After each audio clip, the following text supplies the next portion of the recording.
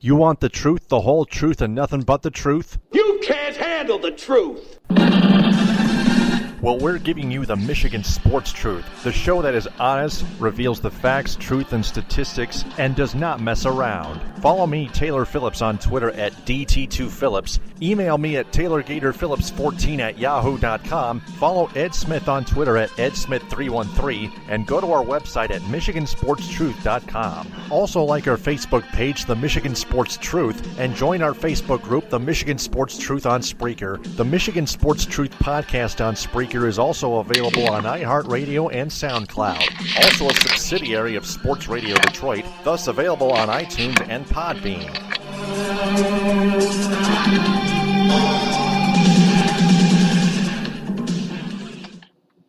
The views expressed by the host of this podcast are not opinion-based or for entertainment purposes. They are actually facts and truth, no matter if other people like it or not. It is the Michigan Sports Truth, and nothing can ever stop it from being correct.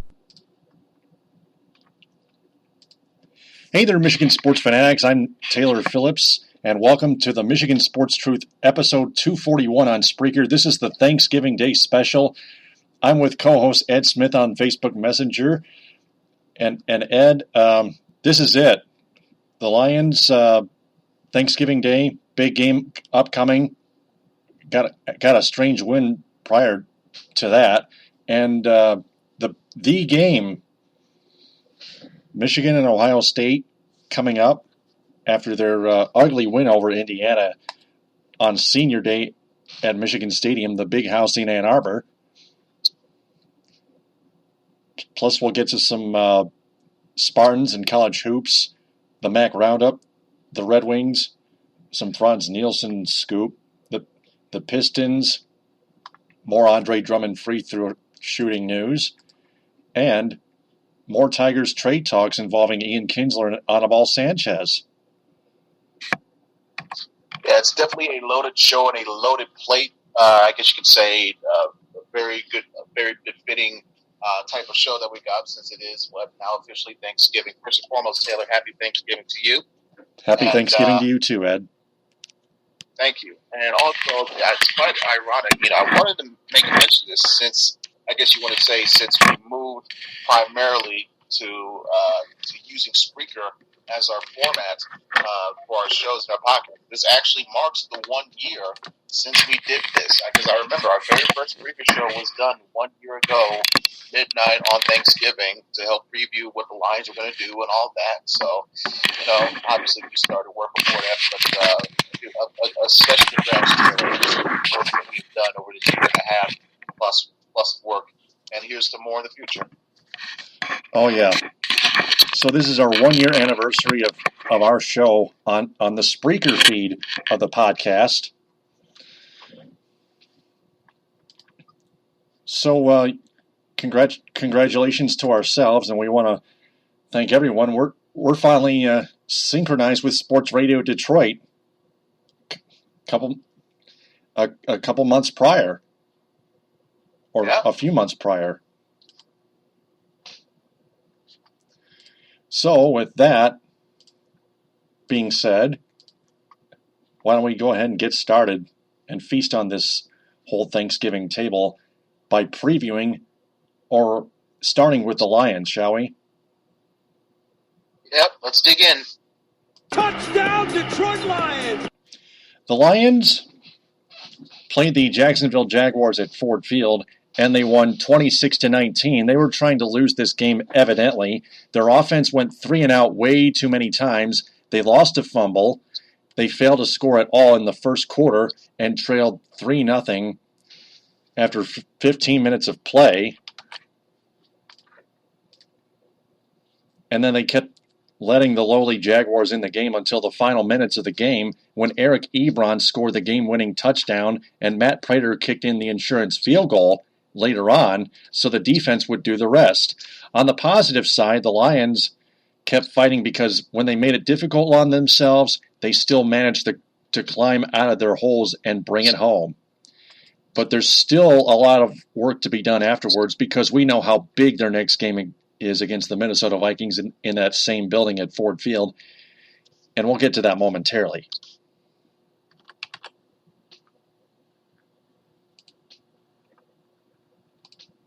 So, Ed, what are your thoughts? Well, my thoughts, like you mentioned, Taylor, kind of mirrors what you were alluding, going through in the brief rundown summary. It was quite of a weird start, from the onset, because Andre Roberts he muffed a punt after a defensive stop from Detroit. Andre Roberts, the punt returner for the Lions, muffed the punt, which in turn led to Jacksonville getting on the board first, making it 3-0. Obviously, if you were on Twitter, you saw a lot of angry and pissed off Lions fans saying, "Oh my God, why? He's one of the worst punt return men I've ever seen." Da da da da da. I was trying to make some comical humor in this. Saying he's even worse than Stephon Logan, guy who one time took a knee on a kickoff, whether it be a safety punt or something like that, which led to Dan Miller incredulously screaming, "What are you doing?" That type of bad. But luckily, Roberts was able to redeem that early on in the second with a big 55-yard punt return for a score. After that, though, I think the defense did as good of a job as they could. There was some times where Chris Ivory, for instance, he got a couple of gash plays on a screen pass here, a quick toss there, where it made it seem like the defense was ill prepared to be ready to stop him. But with Detroit's defense able to get in a couple of very, very, namely, inconvenient and critical and crucial turnovers, i.e., for example, the Ivory fumble, and of course getting an interception, the pick six by Raphael Bush as well. Those turnovers was one of the keys that I mentioned in last week's show, were a big factor in terms of winning this game, because Jacksonville had the worst turnover margin in the league coming into this game, and it definitely proved dividends with Jacksonville losing the take. I guess you could say which way you look at it, either takeaways or giveaways. Point being is Jacksonville had 3 turnovers, Detroit had 2, so Detroit was able to win the turnover battle in that regard. Another thing that was really that I really liked seeing, which led to another comeback of sorts. Once again, Matthew Stafford, I guess you want to say, proving his case for MVP. Once again, he had to make critical plays on a crucial drive to keep his team in the game, which led to another win. Once again, the Lions had entered a fourth quarter in a game this season where once again they were trailing. Only they and the now winless 0-11, I believe, yes, the 0-11 Cleveland Browns shared that distinction of trailing in every game in the fourth quarter. But the Lions were able to capitalize, get a big drive going. Stafford on a key third and long, 3rd and 14, able to make a move in the pocket, find Eric Ebron down the field, who, thanks to a key block from his receiver, was able to get a big 67-yard play, which led to the touchdown, the go-ahead touchdown. Quick note on that touchdown, which was a handoff sweep play to Ebron. That was virtually the same play that Minnesota had used against the Lions 2 weeks before. I believe it was Kyle Rudolph who was the recipient, who got the handoff and then ran to the end zone for the score. He crossed the plane before the ball got knocked loose, which would have been actually a big key, because the Lions probably would have covered the fumble and won the game right there instead of winning it in overtime. But I digress. It was a good awareness from Jim Bob Cooter saying, "Hey, it worked against us. Let's try it here." And it works, obviously, to their needed detail, as it got that touchdown, and it led to them taking over the game from there. But what helped sustain that lead, though, and for helping keep Jacksonville from doing anything in the fourth quarter, which I felt was the repeated, and I do mean repeated, onslaught of hits that quarterback Blake Bortles had went through throughout the whole entire game. I think at one point, it got so bad because remember early on before the first half ended, it wasn't ruled a fumble, but you can make an argument that probably should have been. But it didn't matter because it was moot because Jacksonville got the ball back anyway. But play by Ziggy Ansah with a hit from behind might have caused some shoulder issue with Bortles, to the point where it obviously affected how he threw and all that. To the point where even before the first half ended, he had to come out of the game. And while on the topic of Michigan and Michigan quarterbacks and whatnot, Chad Henne, yes, that Chad Henne made a brief appearance in this game. Granted, there was only one play, and it was to take the knee and get to the to get to halftime. But you could have seen the look on Chad's face, like, my God, finally some playing time. And on the topic, and again, still on the topic of former Michigan quarterbacks, guess who also made an appearance in this game? Old Shoelace, Denard Robinson. I've been seeing some reports, some Jacksonville fans or flat out just Denard fans appeared on Twitter saying, he's not being used properly. He's just being this and that. The key term being used throughout this is criminally underused. And that just got me to thinking, since if some reports are correct, the Lions were intending to draft Denard Robinson in the third round in the 2013 draft, I believe. And then, of course, Jacksonville took him right before the Lions made their pick. So it would have been quite interesting to see how things would have gone if Denard had actually came through. But in terms of that, you can't really move on the past there. But between that, it all relates to how, again, the health of Blake Bortles and his condition, how he looked.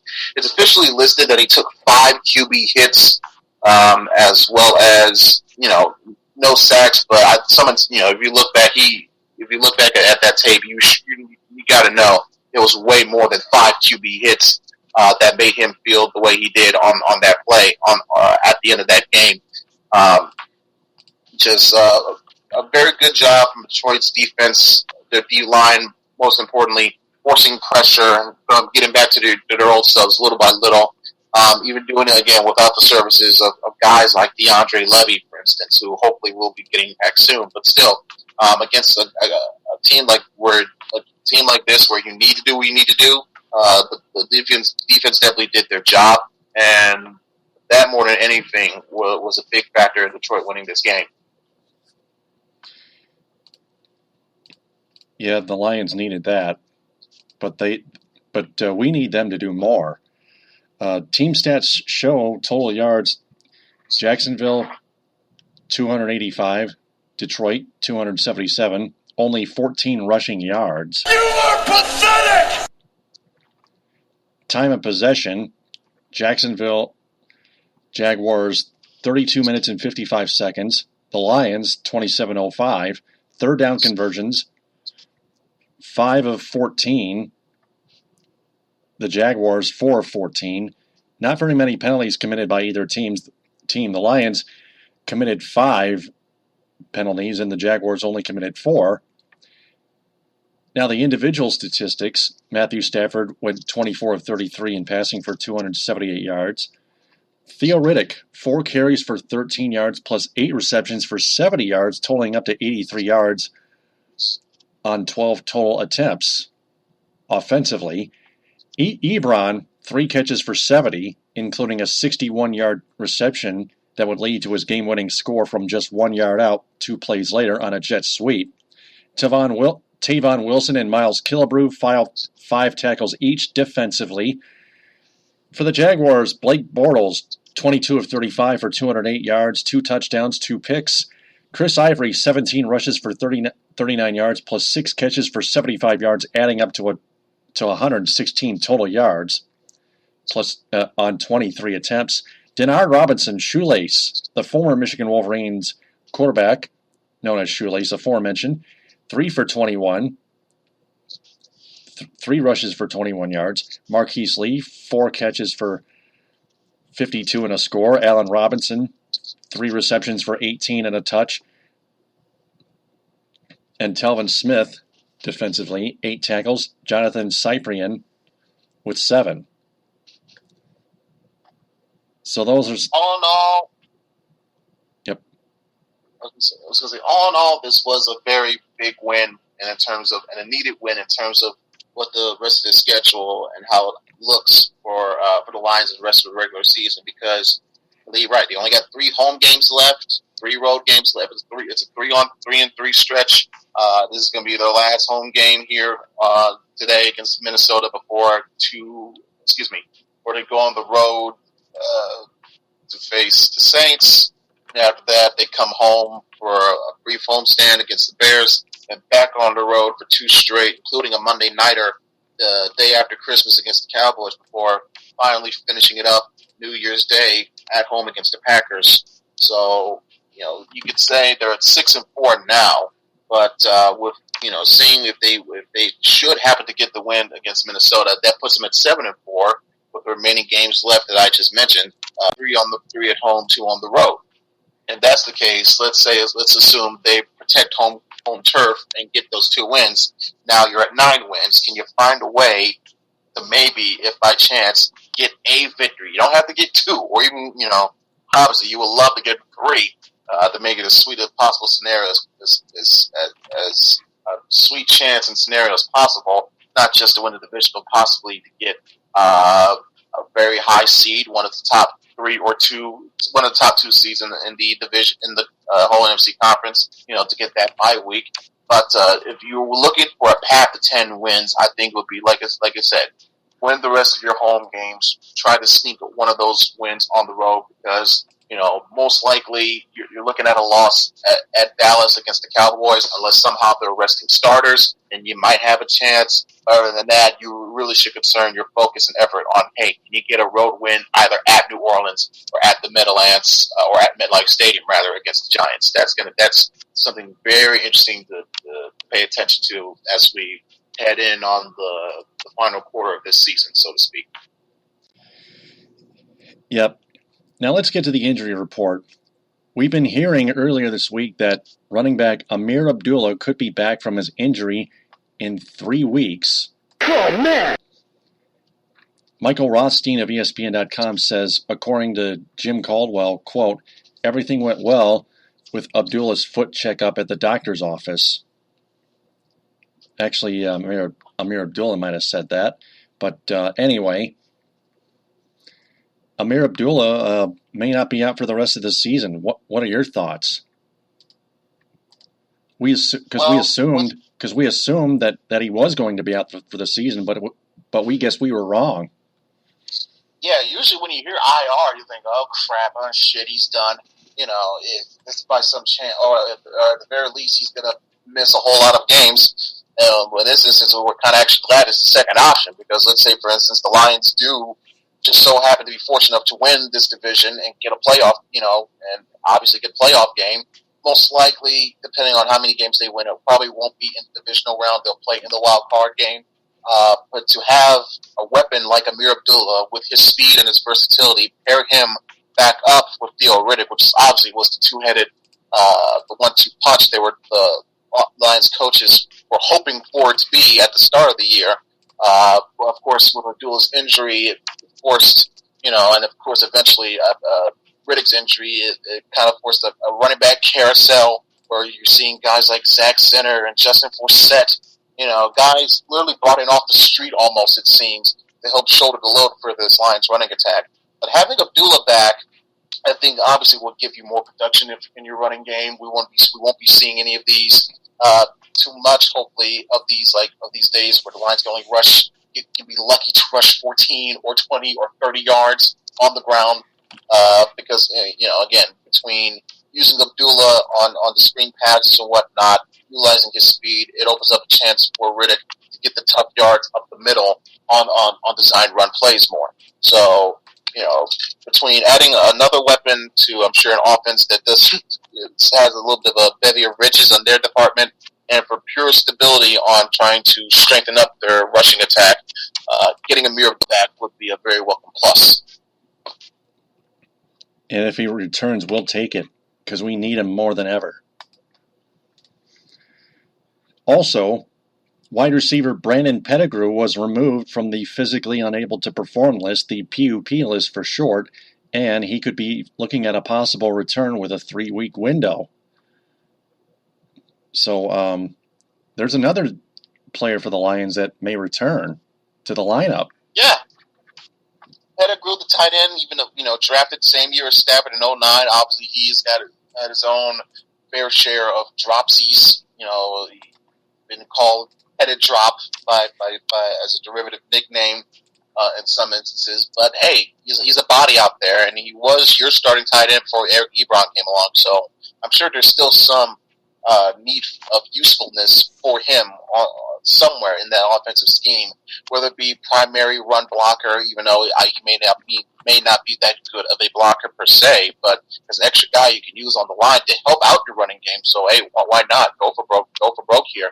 And again, obviously he hasn't forgotten how to be a receiver, even though sometimes he has, again, issues with the drops, butterfingers issues, whatever you want to call it. But it's still, I guess you could say on a third down, third and four, third and short scenario where Stafford needs to find somebody, and they already got Bolden covered and Tate and even Ebron covered to an extent. You can, hey, here's an extra tight end, Brandon Pettigrew off to the side, toss it out to him.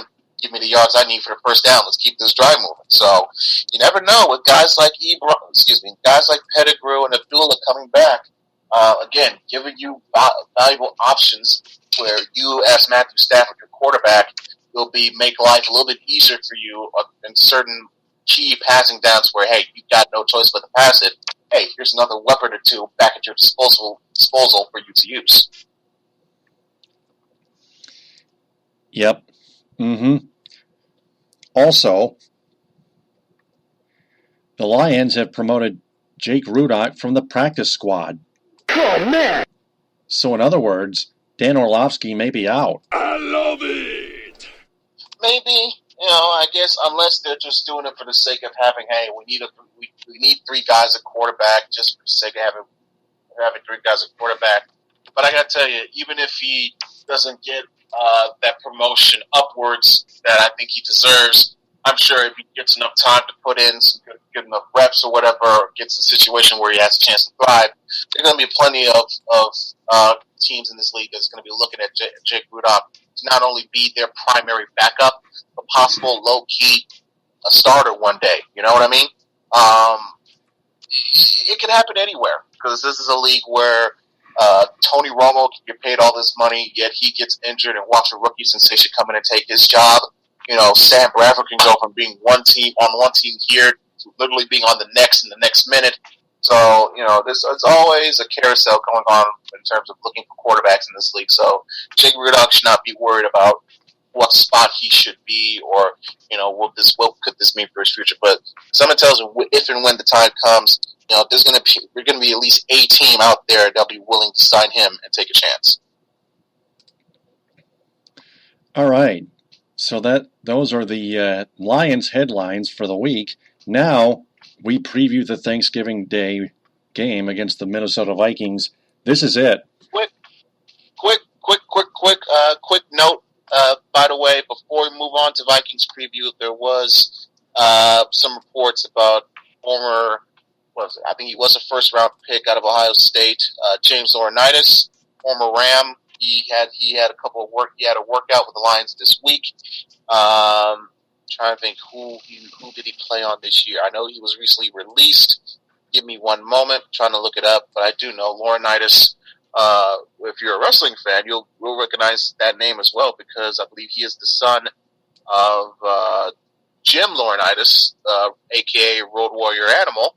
And of course, the nephew of John Laurinaitis, the former vice president of talent relations and the former general manager of Raw SmackDown, Funk Man, that guy. So, You are comes from a pathetic! very athletic family in a sense. So, I'm not surprised to see him translating that into finding some success in the NFL. Although he was recently released this year, at the moment the name of the team escapes me, but he did have some good quality seasons with the Rams, and who knows, with the way the Lions, knowing that the Lions need to shore up the linebacker issues, if, no matter what happens with DeAndre Levy, whether or not he returns, you need to get an able body in there that knows what he's doing, and you know what, I wouldn't be too upset with a guy like James Laurinaitis. That's just my opinion. All right, it could be worth a shot. So with that, now we preview the Lions and Vikings here on Thanksgiving Day. That kicks off at 12:30 on CBS. Both teams are 6-4 and are tied for first place in the NFC North Division as we know it today. The Lions beat the Vikings 22-16 in overtime, as we talked about at US Bank Stadium in their last meeting 2.5 weeks ago. The Vikes are coming into Ford Field out for vengeance, Whereas the Lions still have their home crowd behind them, and they just have to feed off of that to play more consistently. But they need to play better for themselves as well. The Vikings are coming off a 30-24 win over the Arizona Cardinals this past Sunday, but they still ranked 32nd in yards per game. The last time the Lions and Vikings met on Thanksgiving Day was in 1995, and the Lions won 44-38 at the old Pontiac Silverdome. But back to today's matchup here. The Lions need to take The Lions defense needs to take advantage of that 32nd ranking by the Vikings in yards per game, and so do their offense. So does the Lions' offense here. Yeah, the Lions. Granted, this is still a respectable Minnesota defense that you're going after, so you can't expect too much of Stafford and company to go off and say, hey, we're going to do this, control time possession, all that. Keep our defense off the field for a change. But, the defense, our defense shouldn't have too much of a problem in terms of stopping Minnesota's rushing attack. Because obviously with the loss of Adrian Peterson, that was going to be one key stat in Minnesota that was going to tail off completely in the wrong direction. It has proven true throughout the season so far to this point, and it definitely was rang true in the first matchup of first meeting of this season. So look for Detroit's defense to ensure at the very least that Minnesota doesn't gash them up the middle and run with their rushing attack all day, as if Peterson never left apparently. So that's going to be one of their keys to not only stop but also try to enforce a little bit better. Because granted, with the many troubles that they've had with their running game, whether it be injuries, lack of production, lack of blocking, lack of anything, they did manage to muster up 97 yards on the ground in the first meeting in Minnesota just a couple weeks back. So they can find a way to find a similar method of, let's say, hey, let's shoot for 80, 85, something to that degree. Compared to what we've seen in the past few weeks, that will be seen as a huge success for the rushing department. So that's going to be one of my keys as into who's going to run the ball better. That will be very essential. You already mentioned the Vikes out preventions. Yeah, obviously, when you're at a point where Minnesota was a couple weeks ago, 30 seconds or so away from a victory 3-point lead, Stafford takes the ball, marches downfield just like that, and then throws the game-winning touchdown in overtime, a game you thought was just so winnable by your standards for Minnesota. And as it stands right now, the difference in you technically leading the division right now. So with that, the Lions have got to be ready for a squad that's definitely going to be looking out for vengeance and also looking for a statement to prove on their own. Say, hey, we are the best team in the division this year, bar none. And when it comes to home crowd advantage, Ford Field obviously is going to give you better pep up than what it would be like in Minnesota. And because it's Thanksgiving, I think that alone, amongst other things, is going to be a big factor in generating the Lions, the crowd, to help make this as tough a place as possible for Minnesota to communicate and to comprehend. It's not like close to the loud house as it was in the 2011, 2012 seasons, but seeing, the Lions finally starting to do good on Thanksgiving again, where they've had, 3 blowout wins the last 3 years, it may give them that sense of, hey, you know what, we got a train going along here, let's keep this shit rolling, let's pump up our boys. So that home crowd, that home field, that home atmosphere could definitely be beneficial to Detroit's chances in this one. Now let's take a look at the injury report before we get to the statistics. DeAndre Levy, Theo Riddick, and Ziggy Ansah, and defensive tackle Kyrie Thornton are all questionable. There are no players that are out or doubtful as of right now to return to the lineup for the Lions. But for the Vikings, a key loss here. Wide receiver Stephon Diggs, unlikely to play with his knee injury. Right now he's listed as questionable, but could be downgraded as soon as this Thursday prior to kickoff. Also, for many, defensive tackle Sheriff Floyd is out. cornerback Terrence Newman is doubtful, and linebacker Eric Kendricks and cornerback Captain Munnerlin are both questionable. Now, the statistics individually. The tail of the tape looks like this. Detroit's Matthew Stafford, 238 of 351 for 2,651 yards, 18 touchdowns, and 5 interceptions. For Minnesota, Sam Bradford, 217 for 311 for 2,191 yards, 12 touchdowns, and 2 picks. At running back, Theo Riddick of the Lions, 79 carries for 310 yards and a score. Jerick McKinnon of the Vikings, 97 for 285 and a score. And at wide receiver, Stephon Diggs. At wide receiver, Marvin Jones, 38 catches for the Lions for 676 yards and 4 scores, 676. And for Stephon Diggs in Minnesota, 67 for 747 and only 2 touches. That's how key of a loss for the Minnesota Vikings that's going to be. That's another thing the Lions need to take advantage of.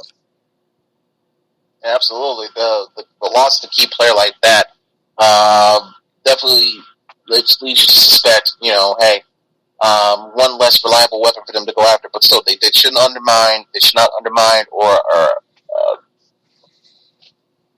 it's crazy. The word keeps slipping my mind. Don't be so overconfident on who the replacement or backup could be. Don't be too cocky. Because it could. Yeah, don't be too cocky of that backup wide receiver.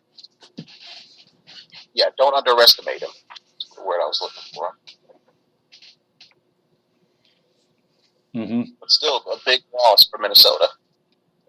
Yep. Now, defensively, the Lions have allowed 265.1 passing yards per game and only 104.6 rush in rushing. And the Vikings have allowed 242.7 passing yards per game and allowed 100.8 rushing. So those are all the statistics that our truth seekers need to know. The spread is 2 and the over-under is 42, which narrows it down to the prediction. I'm going to predict the Lions 34 and the Vikings 33. You told me off the air before this podcast that it was going to be a bit of a high-scoring affair, but it's going to be another close one. Matt Prater is going to be the hero again on another Prater field goal to end it. Ed, your prediction? I definitely agree with you in thinking the Lions will score at least 30, mid-30s. My score is Lions 38, Minnesota between 20 to 31. Trying to think. I'm going to go 28 because I don't think their defense will be the Lions' defense shouldn't be that bad. And again, because Minnesota's offense is not that vaunted enough where, oh my goodness, they can score this much on you in a heartbeat. So, seeing how for some reason the Lions' offense in recent years have liked to put up points on Thanksgiving, I'm going with that notion. They will get 38. Matt Prater will probably kick a late field goal to put it out of reach, and the Vikings can only muster up 28 at most, or at bare minimum, no more than 31. But I'm sticking with 28 as my firm prediction. So my score that I'm going to look into my crystal ball here. Lions 38, Vikings 28.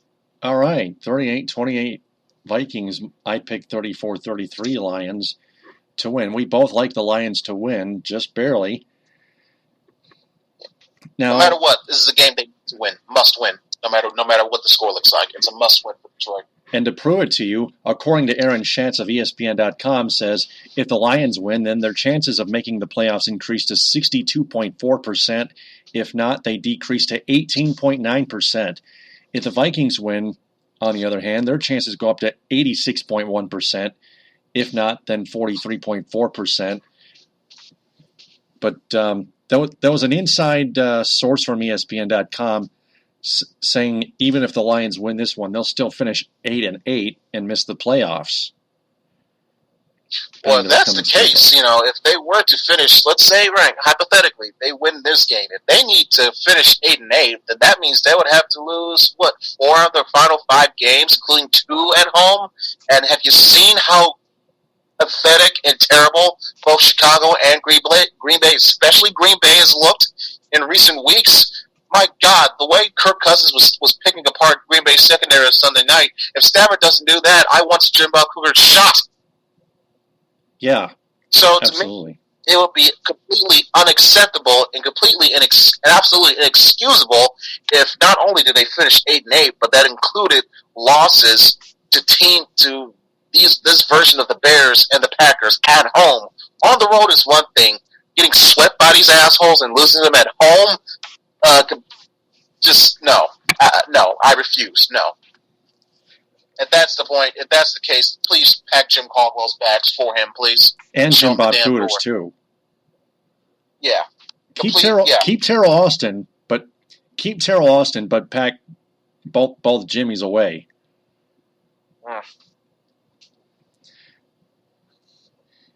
But can you believe the Packers are now 2 games back of the Lions and Vikings for first place in the NFC North Division due to that loss in D.C.? Well, like I said, listen, when you have a combination of all these factors, injuries ravaging your defense, defense is pretty wobbly to begin with, but now it's the point where your secondary is the absolute shits. Your coordinator doesn't know what he's doing at times with this defense. And, whether it's internal or not, confirmed or not, some apparent squabbles involving your quarterback, your franchise leader, your star Aaron Rodgers, and, possible trust issues with either him and or head coach Mike McCarthy. No, it's not really a surprise to me when you factor in all those ingredients to this disaster stew that Green Bay is currently going through right now. But, you would think if the way things are going, if this keeps up, some changes are definitely going to be in needed order at the conclusion of this season for Green Bay standards. Yep. I absolutely agree. Either the Lions or the Vikings, it's on either team to take advantage of them. Both of them, in my opinion, it's on both of them to take advantage of the Packers falling apart. Only one of them can come out on top. Yeah, because this is different than what it was in 2013, where the Lions had a big shot to win a division, where that was mostly due to the fact that both the Bears and the Packers were missing their starting quarterbacks. Now this is the issue where you see those teams, but as a team, not just one player or so or two, a whole team, they're in fucking shambles right now. So this is, like you said, prime opportunity for Detroit or Minnesota to hop on and take advantage of that and right into the playoffs. So if you're obviously a Lions fan, you hope it'll be our side of things. So it's definitely a game here where, suffice to say, it's the biggest game of the year for regular season terms. Outright first place on the line, and a chance to further improve your chances to get into the playoffs. Maybe host a playoff game. That's still yet to be seen, but first things first, take care of business, win this game today, and I think the road will be much more clear for you. Absolutely. That is the truth right there. So, with all the Lions covered out of the way, let's move on to college football, starting with your Michigan Wolverines. Touchdown, Michigan! Our Michigan Wolverines, too, by the way. They won 20-10 over Indiana and Ann Arbor, the Hoosiers. Should have been a rout. The Wolverines had to start that game without their star junior quarterback Wilton Spate, who suffered a broken collarbone the week before in the upset loss at the Iowa Hawkeyes the week before. And in the result, just like the Lions in the first quarter when John O'Korn took over as the starting quarterback, Michigan didn't score at all in the first quarter either. In fact, they only scored 3 points in the second quarter total in the first half and trailed the Hoosiers 7-3 at halftime. The Maize and Blues started off slow again in the third quarter, but exploded late in that quarter with 2 touchdowns by senior running back Davion Smith before that quarter ran out of time. And then there was no scoring in the fourth whatsoever, sealing U of M's 20-10 win at the Big House. Ed, your thoughts on that? Yeah, well, I kind of had a feeling things would not be quite as smooth. You would have thought, hey, the quarterback might not look so well. You would depend on your rushing attack to carry things. But one thing to consider, though, it was a bad weather game, as it was the case we'll get to in East Lansing. But it was definitely bad weather in this one. Early snow flurries, windy, absolute bitter cold, making it as very hard as almost impossible to have a productive passing game.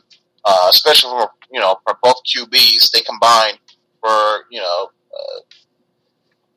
combined 21 completions between both teams from Legault and O'Corn.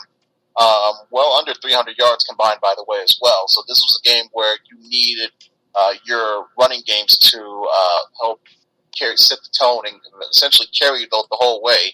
And obviously, if you had a betting penny going in this one, Michigan had the better rushing attack, the better run game, the more established, 3 yards in a cloud of dust type of theory and scenario. But it was looking very uneasy. Indiana taking the 7-3 lead, running a couple of good, productive, long drives that not only kept Michigan's defense on the field, but what took clock and time off the board. You're thinking, oh shit, with the way O'Corn is playing, they keep taking time off, what's going to happen? But defense is able to get some stops here and there, completely keep the Hoosiers off the board after they got that field goal to make it 10 points. But that was it. This is where Michigan, I think, they finally breakthrough, whatever, turning point, whatever you want to call it. But it was, I will admit, we'll point out, it was started by a tremendous scramble on 3rd and long by, of all people, John O'Corn, at about 39 yards. And on the very next play or so, boom, Davion Smith with 34-yard rush gets to the pylon, gets the touchdown. Michigan takes the lead, and it was on from there. Smith adding on the other touchdown right at the end of the quarter to effectively seal it. And at that point, the way Michigan's defense was going, there's no way in hell they're giving up a 10-point lead at home on senior day against these fuckers the week before the biggest game of their college careers, bar none. So once they got that last touch, and you could finally breathe easy now and start looking forward to what we saw at Ohio State. But, I got to tell you, this was definitely a game where, holy shit, Wilton Speight is missed very, very, very badly. Yeah. But they got through it. Davion Smith had a hell of a way to close out his Michigan Stadium career. And by the way, the team as a whole on that end of game, the final drive of the game, where it was about 7 or 8 minutes or so left in the clock in the fourth quarter, where you knew Indiana needed a stop to get some type of momentum going for a possible comeback. Michigan shut that shit down, running the ball, effective drive plays on first and second down, finally getting through on third downs, even though they were 3 of 15 the whole game on third down chances. But even when it got down to that fourth downs as well, where they were 3 of 4. Again, one early, and of course those other fourth down conversions late, which kept giving you first downs, fresh set of downs, and chewing up and eating up clock to virtually, even when Indiana got the ball back, there was no chance in hell they're coming back to win. So that's what I've been, calling upon Michigan to do for a long time. Say tight, close-knit game where it looks a little bit off. That's what I wanted to see them do against Iowa. That's what I wanted to see them do against Iowa. They learned from their mistake from that. They didn't commit any mistakes or a turnover in that instance, or that there was no turnovers, period, from the Wolverines, which was very proud to see, even a game that had weather as bad as this. I mean, for goodness sakes, it looked like a little snow globe at the end of the game with players and cheerleaders doing snow angels, for goodness sakes. So good to see no turnovers in that, but also, most importantly, that finishing mentality of, hey, let's get this ball, ram it down their throats, up their asses, kill their chances right now, put this game to bed. And that's exactly what they did. And it's those little minor things that help them gain that experience criteria needed. Hey, if it comes down to it again, let's say next week, or in Indy if they be so fortunate to get to that, or in one of the CFP games if they are so fortunate to get to that. They've had that experience before of, hey, we did it before, we can put it together now and pull this one out. So, very, very, very good bounce back after a very horrible Saturday night loss against Iowa, and definitely important for their chances to get them ready for this game against Ohio State. Yep. Another key stat is the Wolverines were 3 for 4 on fourth down conversions. Uh-huh. I love it. Those converting those fourth downs, was able to keep some of those drives alive. Like I said, especially in that last drive, which eventually took down all the clock as possible, which killed Indiana's chances of trying to force any type of comeback. Yep. Mm-hmm. Somebody's got to take advantage. Well, the rest of the team's stats read total yards 284 to 255 Michigan. The Wolverines outrushed the Hoosiers 225 to 64, but it was the other way around in passing yards, 191 to 59. John O'Korn's passing yards. Like Ed Smith mentioned, no turnovers whatsoever. Michigan 3 for 15 on third down. Only 5 penalties committed by the Wolverines and 4 by the Hoosiers. Michigan had the ball 34 minutes and 21 seconds. The Indiana Hoosiers 25-39. John O'Korn was 7 for 16 for his 59 yards. No touchdowns, no picks, no nothing. Davion Smith, 23 carries for 158 yards and his 2 scores. Ty Isaac, only 1 catch for 21 yards, leading the receiving department. Defensively, Ben Gideon, 9 tackles, 3 solo. And Dynamite DeMonte Thomas, 8 tackles. For the Hoosiers, Richard Legal, 14 of 29 for 191 yards. Divine Redding, 22 rushes for 50. Nick Westbrook, 4 receptions for 78. Marcus Oliver, 12 tackles. And Tegray Scales with 10. Those are all the statistics from the Michigan-Indiana game.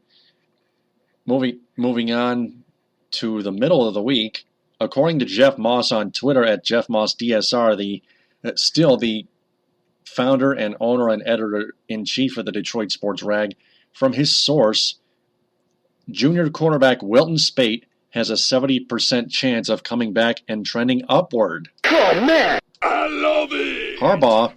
Jim Harbaugh, the head coach, says Speight is getting better, and now he hears Speight practice Tuesday, which increases to at least 80 to 85%, maybe around 90%, that he's coming back.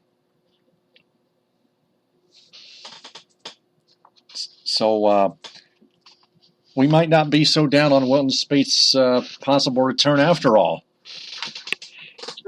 True. I mean, you don't want to get too confident and be too cocky because you never know what kind of setback could happen or what doctor's advice could be given saying no, he's not quite at that ready level yet to test this out on the playing field. But when you see the reports, not just Moss, but also other people around saying, there's a good chance Speight not only doesn't have a broken collarbone, but there's a good chance he could play. Also, as observed by a lot of people, including Angelique Shingales of the Detroit News, that wide receiver Amari Darboh commented that, both Speight and O'Korn participated in QB reps throwing the ball around. I think it might have been on that day in question, Tuesday, or at least Monday. So we know for a fact that Speight has been practicing this week. We just don't know definitively for sure as to whether or not he is going to play. If he does play, obviously I think you could say not only does it makes Michigan fans' life a little bit more easy, you can obviously say it increases their chances to win, no matter how much Speight is used as in terms of the actual passing attack or even as a possible decoy on most plays. But either way, just having Speight out there would possibly, that alone would increase Michigan's chances in this, some would say, tilt either or of a game here. Yeah,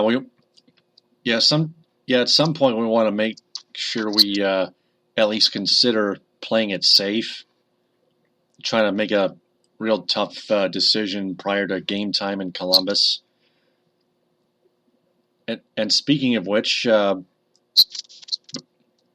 anything else before we preview the game?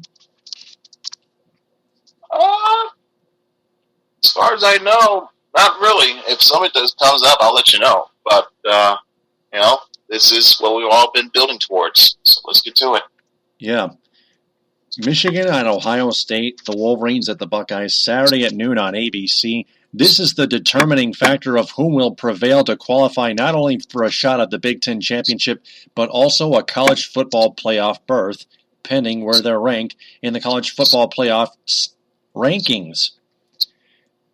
Now, the tail of the tape, as we go ahead here, the individual statistical matchup, starting with Spate, 160 for 257 in passing for 2,156 yards, 15 touchdowns and 4 interceptions.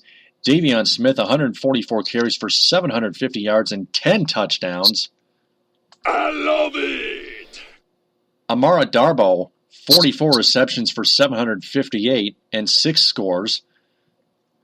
OSU, for Ohio State, J.T. Barrett, a tricky quarterback, 199 of 314 for 2,304 yards, 24 touchdowns, and 4 picks. Freshman Mike Weber at running back, 166 rushes for 1,046 yards and 8 touchdowns. Junior Curtis Samuel, his routine position is running back, but he's a wide receiver because he leads the receiving department with 61 receptions for 790 yards and 7 touchdowns. Oh, man! Now, defensively, Michigan has allowed 108.6 rushing yards per game and 137.0 passing allowed per. Ohio State has allowed 120.3 rushing yards per game and allowed 159.5 passing yards per game. So that's almost pretty much. So Michigan has just barely outmatched Ohio State in terms of yards per game allowed in both rushing and passing. Even in a hostile crowd in the Horseshoe, we got to use numbers here. Also, keys to the game.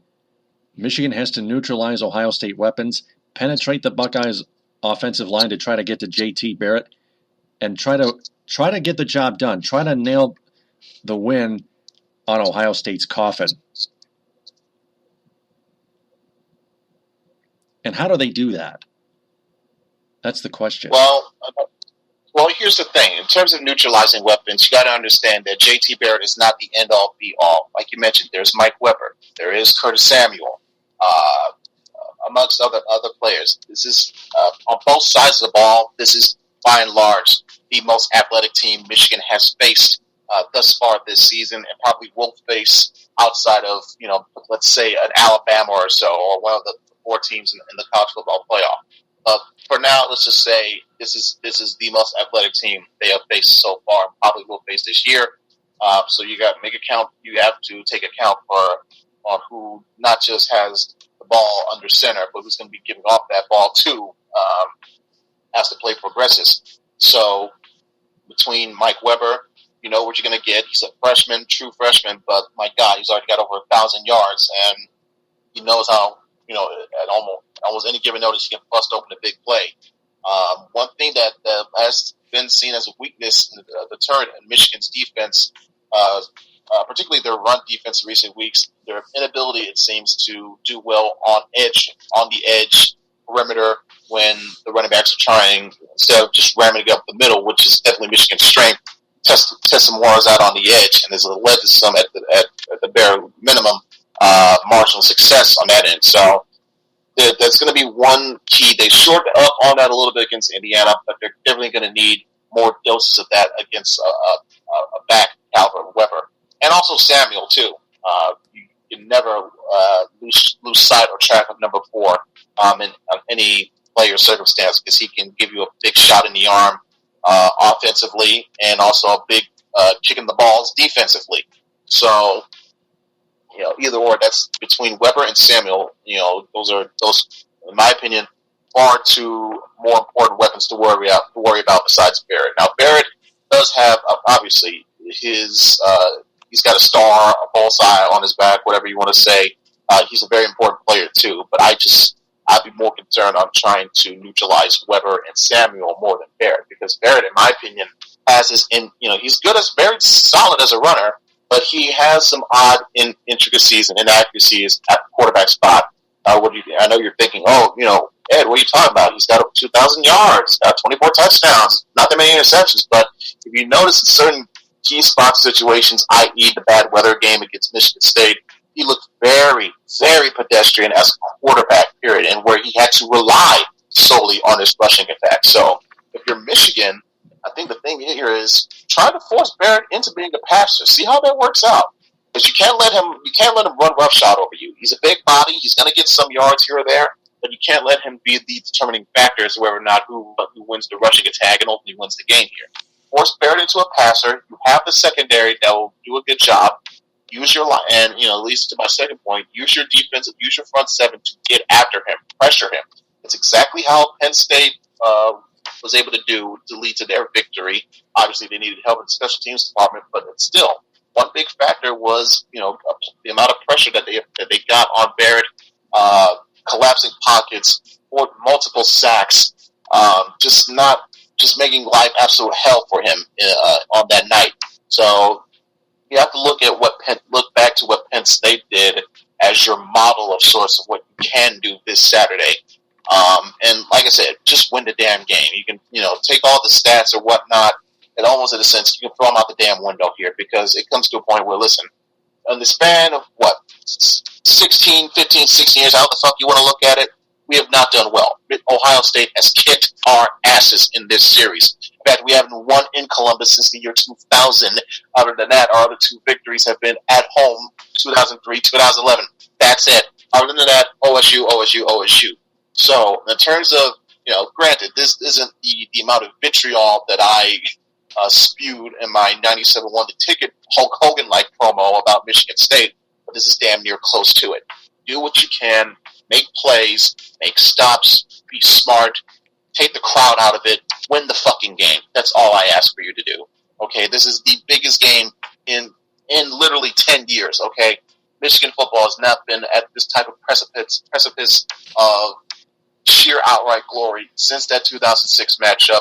When they lost that game, it's been downhill in the shitter ever since. Now we're finally back up here, only in year 2 of Harbaugh, but it's at that point now. You win this game, it opens up a brand new door, to possibly take you to a higher level than you thought you were before, but you haven't even been yet. So, yeah, get that whiteboard that Mitch McGarry used to have and write it in big-ass, giant-ass letters. Win the game, period. Yeah, find a way to seal that victory. Don't make it too interesting. Nail it now. So, the spread is 7 points. The over-under is 46. We got to be more truthful. It's not what we want. It's what we think will happen. Narrowing it down to the prediction. I'll let you go first. Well, you mentioned it's not what we want, but I'll admit here, I'm selfish. I will be a greedy, selfish pig here with this. This is definitely something that I want, okay? I had vivid memories of 2006. I thought that was a magical season, but it ended very, very bitterly for me. I do not want to go through this again. So is this more heart over head here? You're damn right it is, but I have good reason. I think this is a much better defense than what we saw in 2006. Way better than what we saw last year. Much more experience. You name it. So while it seems like a tough get-go, almost an insurmountable task here, especially the uncertainty of who the hell your quarterback is going to be. Here's my pick. I'm going to say, fuck it. Go down with the horse. Go down with the ship. Michigan 23, Ohio State 20. That's very close. It's going to be close. OSU, they're going to bring it, but seeing how one thing that has not been mentioned in any of this, the improvement of Kenny Allen as the field. Not just obviously he's been dynamite with his punts all year, which was another big reason why Michigan won that game against Indiana. They did a masterful job controlling field position, by the way. But in addition to that, people were calling for his head, myself included, after the dreadful performance against Wisconsin. But if you notice, since then, we haven't been saying any of that type of shit, because what? He's making these kicks. He's, That's not true. just the short kicks, the chip shots, long kicks. I mean, for goodness sake, didn't he boot a 51-yarder against Iowa? That was on the road at night. So, Yeah, say, that's incredible. So I think the confidence is back up in Kenny Allen where, hell, it may come down to it where tie game, late in the fourth, the Michigan's driving, they can't get in touchdown. You know what? Fuck it. Bring the kid out here. Bring number 91 out. He's going to boot it, this is for the spirit of Mike Lantry. Mike Supertoe Lantry. He's going to boot that bitch over that goal post, over the whatever. He's going to boot it through. We're going to win 23-20. Michigan. Book it. Ed, I hate to disappoint you, but as much as Michigan, as really good as Michigan's defense plays, I just don't think Michigan's offense, even if Wilton Speight return,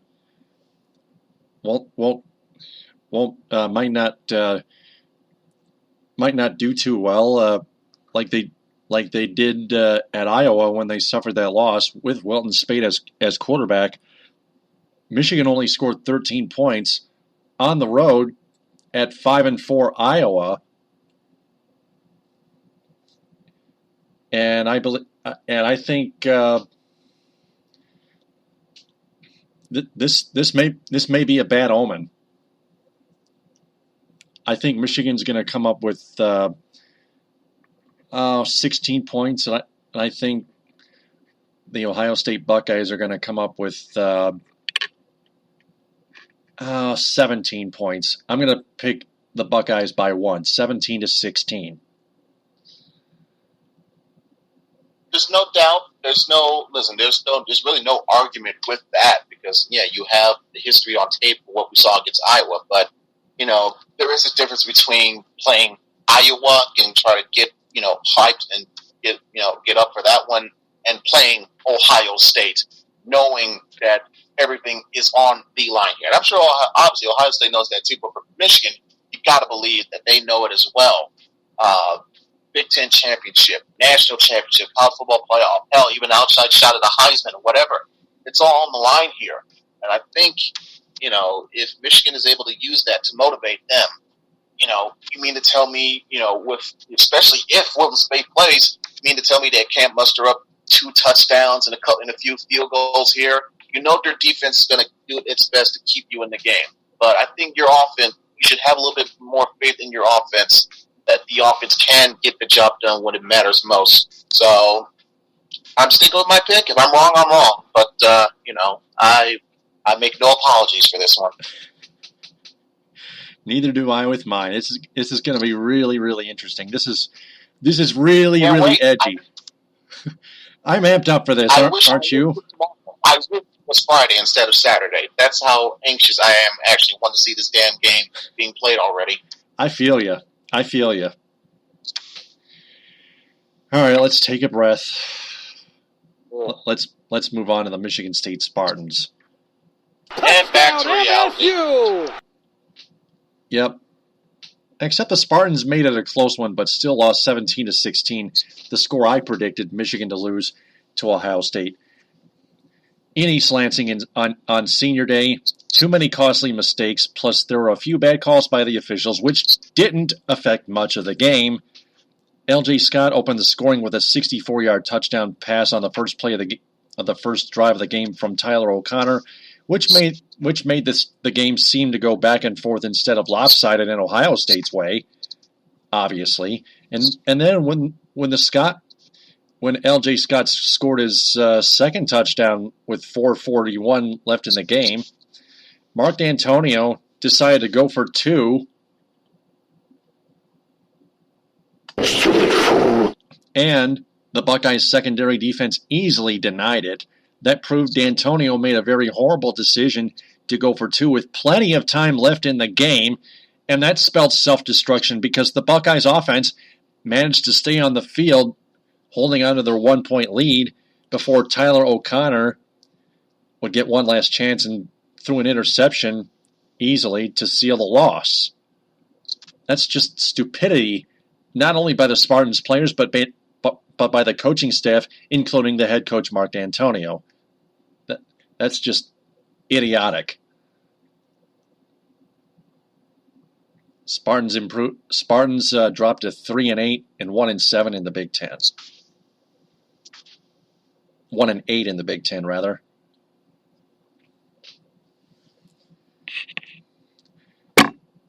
Team statistics: total yards, MSU 334, Ohio State 310. There's another case where Michigan may win here. Check this out. Michigan State outgained Ohio State in passing yards 126-87. Not bad. I love it. Time of possession, though, very, very even. OSU 30 minutes 53 seconds. Spartans 29:07. Two turnovers by the Spartans and one by the Buckeyes.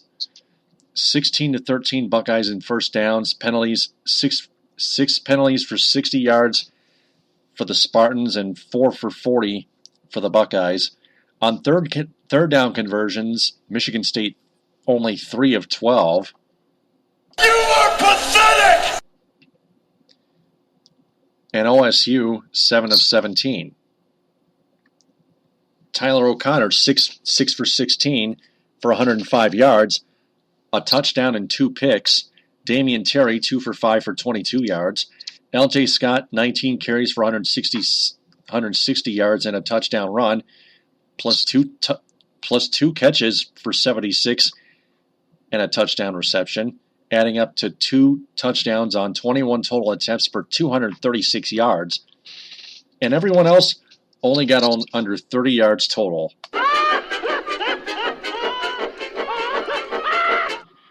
For the Ohio State Buckeyes, Barrett finished 10 of 22 for 86 yards and a touchdown pass.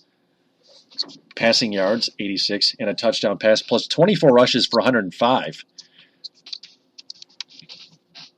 Mike Weber, 14 carries for 111 yards and a score. Curtis Samuel held to only 53 total yards and on 8 rushing and passing attempts total. So that completes the statistics.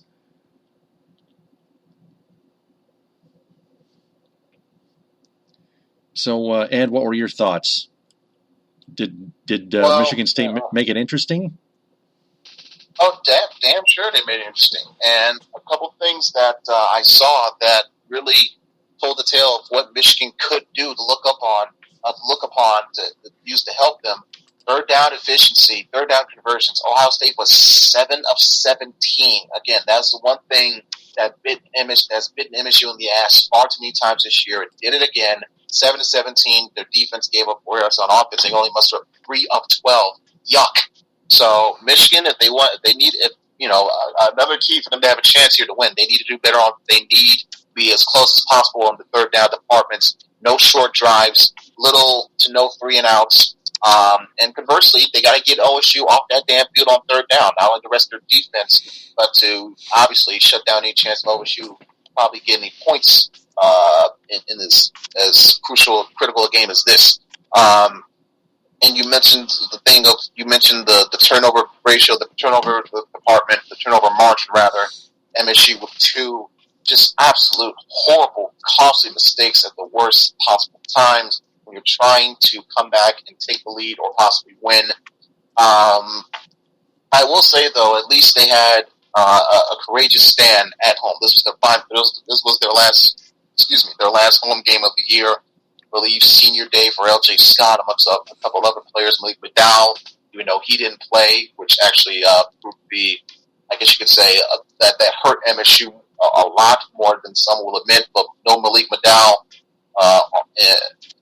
to help contain Mike Weber or JT Barrett a little bit. Definitely hurt MSU, if you want to look at it that way or not. And also costly mistakes. I just got, but I'll get to that. But going back to for the home crowd, they didn't get embarrassed. They showed up to play. To remind you a little bit of how they did against Michigan than say what they did against Wisconsin or BYU or Northwestern. They showed heart. They showed fire. They showed heart. They showed poise. They refused to lay down and die and let OSU essentially teabag them, put their nuts in their faces, essentially. So I give them props for that. But again, the calls and mistakes, the fumble, the interception in the end zone, the interception in the end of the game. It relates to one player, unfortunately. That's Tyler Connor, and it leads to the third point, which is, what the fuck, D'Antonio? I mean, seriously, L.J. Scott, you mentioned it, Taylor. He had over 200 all-purpose yards, 2 touchdowns total. He was essentially the reason you had even a shot to win that game. And on the biggest play of the game, the 2-point conversion, you don't put the ball in his hands. You let Tyler O'Connor be the decision maker. You mean to tell me you can't stuff that line when you're 2 yards away, hand the ball to L.J. Scott, and see what the hell he can do for you, get you in the end zone for that 2 yard, for those extra 2 yards, get that 2 points. Not only that, after he scored that touchdown, he didn't touch the ball the rest of the game. Where the hell was he on that final drive? The last 2 drives where Tyler Connor's dumbass fumbled and then threw the interception that ended the game. Where the fuck was L.J. Scott? What the fuck was Mark D'Antonio thinking? Either him or his idiot offensive coordinator, Dave Warner. Both of them. What were they thinking not getting L.J. Scott involved at the end of that game? That's completely inexcusable. Yeah, I'm wondering if Dave Warner should get the axe after this season. He must. He must. I know D'Antonio probably likes him, buddy system, but, buddy. But that, in the end, that's kind of like John L. Smith to defensive coordinator Chris Spielman before they got fired in 2006. That's what John L. Smith by trying to play buddy system with his coordinators. But no, if you want to get back to where you were, the year before, obviously you're going to have your players coming back, but you need to get a much better coaching staff that understands the limits of this team and obviously the strengths of where you can take them with. But that play calling at the end of that game, and again, I don't disagree with the decision to go for 2, actually. Because remember, Brady Hoke did the same thing in 2013. Nobody killed him for that. They killed the play. They ripped Al Borges for the play calling made. And the same thing should be applied here to not, either or D'Antonio or Warner. What the fuck were you thinking, putting the ball in Tyler O'Connor's hands instead of using L.J. Scott? That was my issue with that, not the decision. I love the decision. They've had a horrible year. They're trying, they're a massive underdog at home senior day against the number 2 team in the nation week before their biggest game of the year. Trying to play spoiler. Fuck it, why not? Go for broke. You got nothing to lose. They got everything to lose. I don't mind the decision. I very, very much so question the play call. Yeah, L.J. Scott's been your guy if you're MSU. Got to keep him on the field. Spin your awards. Your MVP. And you don't put the ball in his hands? Yeah. That's just dumb. That's just stupid. That's what gets a coach fired. That's what should get a coach fired, too. There's no question about it. So, their last game of the season is at the 7th-ranked Penn State Nittany Lions at Happy Valley at 3:30 on ESPN. The Nittany Lions also have a chance to enter the college football playoff with a win, and hopefully other teams losing at the top 5 or top 6 in the college football playoff rankings, depending where they stand. MSU's job, though. Yep. I was going to say, it's simple. For Penn State, if they want to have a shot to get in, most likely, because where they're ranked right now, you're going to need some help because... A lot of help. Yeah, if they were, let's say Michigan wins and they beat MSU, Michigan will still win a division and go to Indianapolis to represent the Big Ten because what? The head-to-head that they own against Penn State. Whereas conversely, if Ohio State beats Michigan and Penn State holds its own against MSU, Penn State will go to Indianapolis because the head-to-head tiebreaker Penn State owns over Ohio State. So not only that, you could obviously, most likely, the way you're ranked right now, you go to the Big Ten championship game, win the title. You essentially have a spot right there reserved for you in that Final Four. It's essentially a de facto play-in game to get to the playoff game. And the same applies to Wisconsin, by the way, who they control their own destiny much the same way Michigan does. If they win against Minnesota, they'll be going to Indianapolis to represent the Big Ten, as Big Ten West champions in the conference title game. And then it just depends on who they're going to be voting, who they're going to be playing for. Will it be Michigan again? It will be if they beat Ohio State. Will it be Penn State? It will be if they take care of business against MSU and OSU beats Michigan. But let's say for upset purposes, Ohio State beats Michigan, but Michigan State beats Penn State, then Wisconsin will be facing off against the Buckeyes again. I think, between those three teams, outside, let's say if it is Penn State, but I think they would rather actually face Ohio State again because knowing how close they had them, how much they had them on the ropes the week after the Michigan game on October 29th at their home crowd and at Camp Randall. So I'm sure that either way, you can say the same for facing Michigan again, but they'll definitely, will be welcoming the chance at a rematch of one of those two teams should they get that chance, Big Ten championship game. Yep. MSU's job is to play spoiler and in this juncture end their season with pride, even in a losing cause. Looking at there goes my paper. Just 1 second. Maybe I should put my papers right over here instead. Looking at Penn State's statistics, sophomore quarterback Trace McSorley, 167 of 304 in passing for exactly 2,600 yards, 17 touchdowns and 5 interceptions.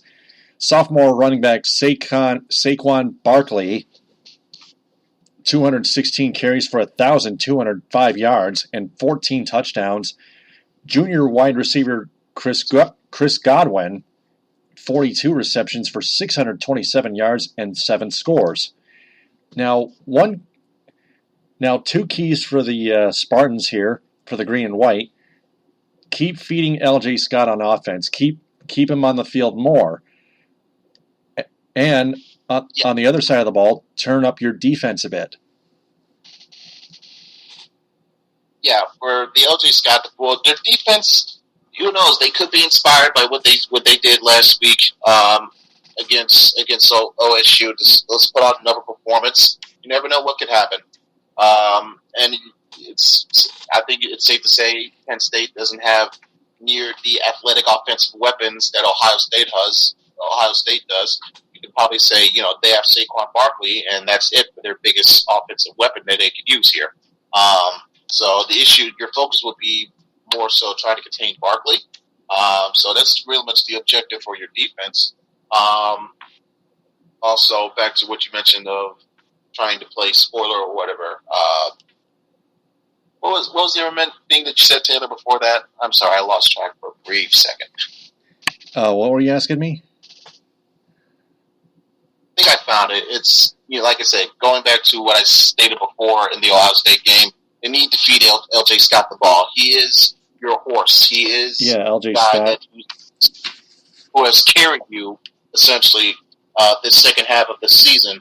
He had a bit of a disappearing act, after the Notre Dame game, but he's definitely come by. It started with the Michigan game. LJ Scott, 19 carries for 160 yards and a touchdown, plus 2 catches for 76 and a score, totaling up to 2 touchdowns on 21 total attempts for 236 total yards. He was the only one to step up on offense.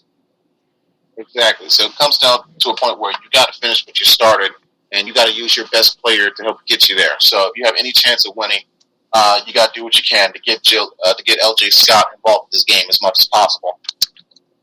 Yeah, LJ Scott is looking more like the chosen one on this team.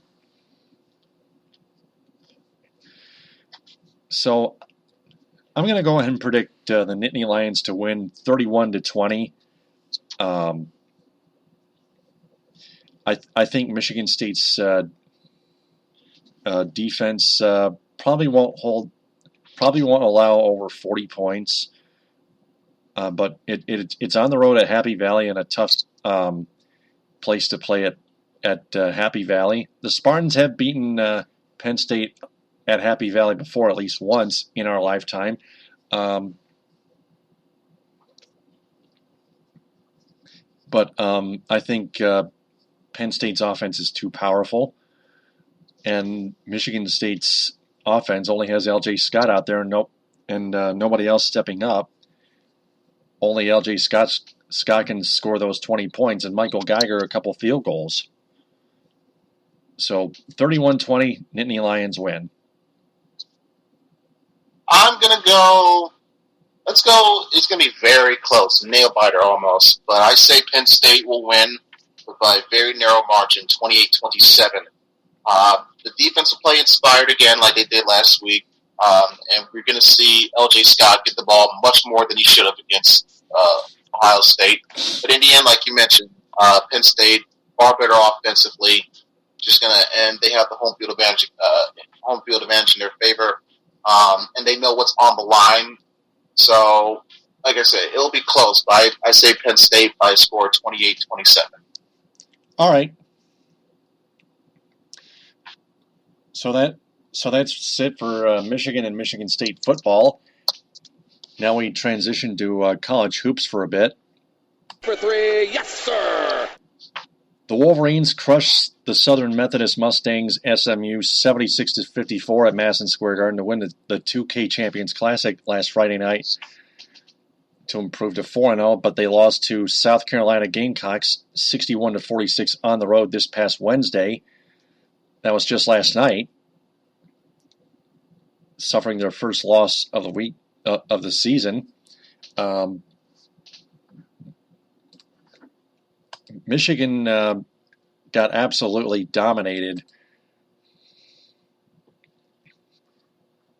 in some statistic. Well,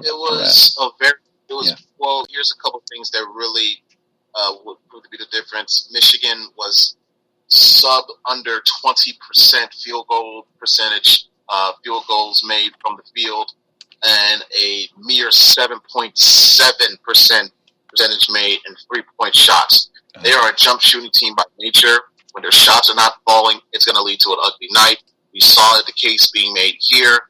And just looking at the players, in terms of how each team looks side by side. My goodness, South Carolina has the far better athletic advantage of guys not only that can do what they can anywhere else, but especially inside the paint. They look like they can body and bully you at the rim, at the paint, in the paint, and just make life hell there. And they had the rebounding advantage, but also using their length and their size. Last I checked, they had 6 blocks to Michigan's 0. Where the hell is the defense on that?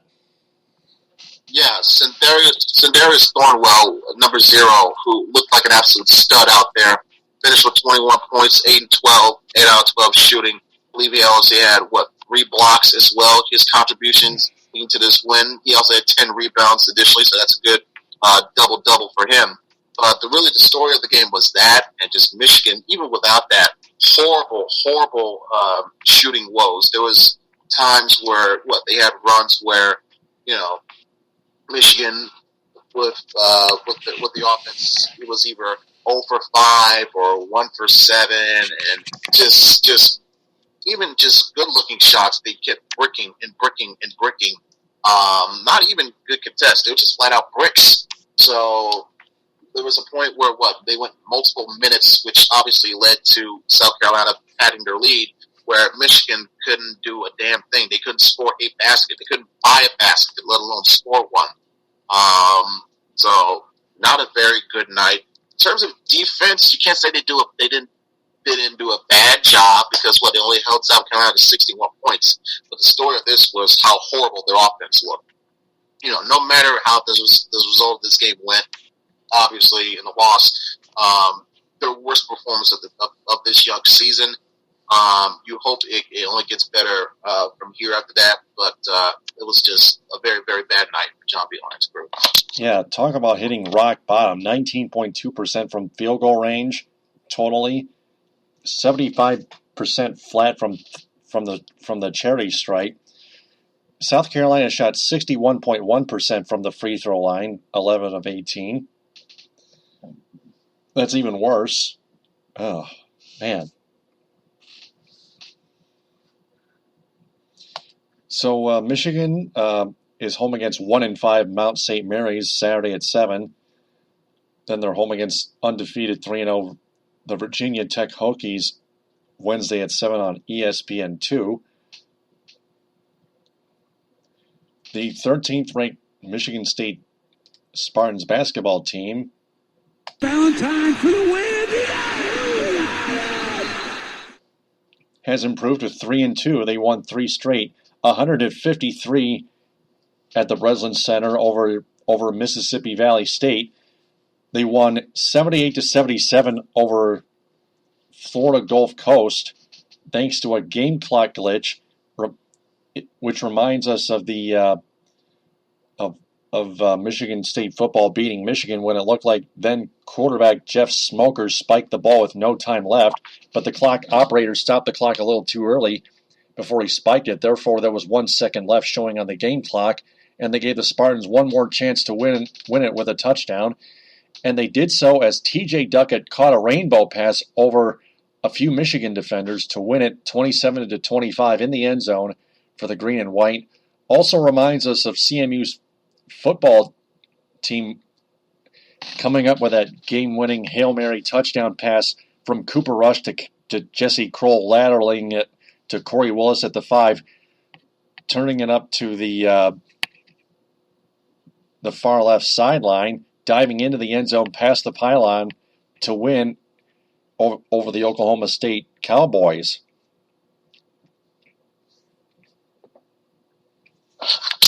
Yeah, if, Michigan fan like me, it does bring back horrible, horrible bad memories, especially of the 2001 game where it dawned the term Spartan Bob.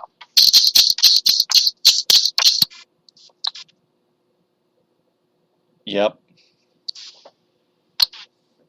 So it was definitely probably a bit of a trigger for Michigan fans to have any possible PTSD as a result of that.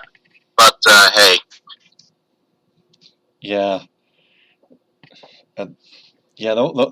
Those kind of mistakes by the game clock operator have to stop. The officials are not aware of it.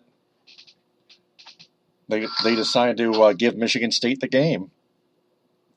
I mean, it didn't really matter so much because, Florida Gulf Coast, they missed the shot. I think that's probably the only reason why they went through it, because they missed the shot. Let's say, for instance, Florida Gulf, they make the shot, but obviously they had a chance to review that and look over it. Hey, wow, you know what? This player, the clock keeper, started way too soon. That could have given them another chance to possibly to set up something where, hey, make another shot and boom, we win. So they came dangerously close. Remember, this is a Florida Gulf Coast squad that had been known the past couple of years to make some impressive Cinderella-like runs in the NCAA tournament, mainly using the help of their nickname, Dunk City.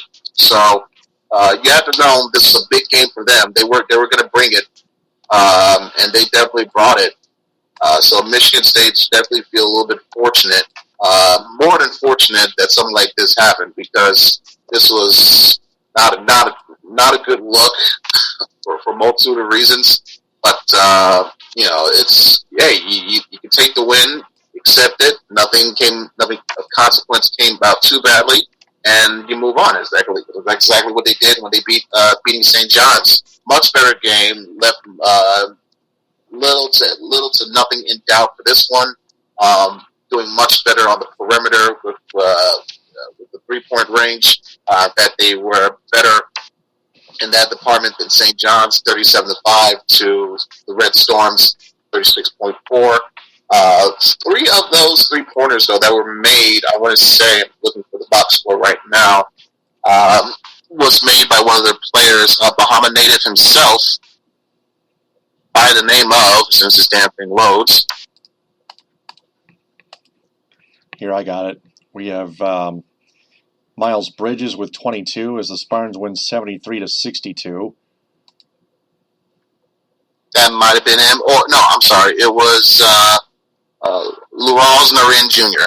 Tum with Luraz 13 points. That might have been him because I remember seeing a highlight of him saying that he had, Bahama native. He had three triples. So this must have been him, Narin Jr. So he definitely proved to be very valuable to MSU on this night as well. Also, Aaron Harris with 14, but Kenny Goins didn't score any points in that game. Kenny Goins has scored very little points, not very many points per game this season. Very interesting. As a starter. Yeah. You are pathetic! We'll hope that changes soon. Yeah, let me look at 63.6 in field goal percentage, points per game. Only 3.8 points per game this season. You are pathetic! 2.0 last season.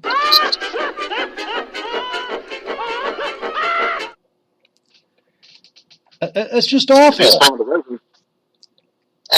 the Red Wings, that would mean he grounds for an extension. Yeah. We'll get to the Red Wings a bit later on, but Michigan State returns home. No, Michigan State stays in the battle for Atlantis bracket. They will play Baylor on Thanksgiving Day later today at noon on ESPN, a half hour before the Lions kick off against the Vikings.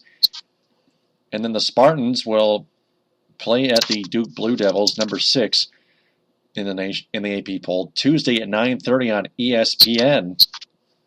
That's going to be a marquee game. Definite for a lot of reasons. Yep.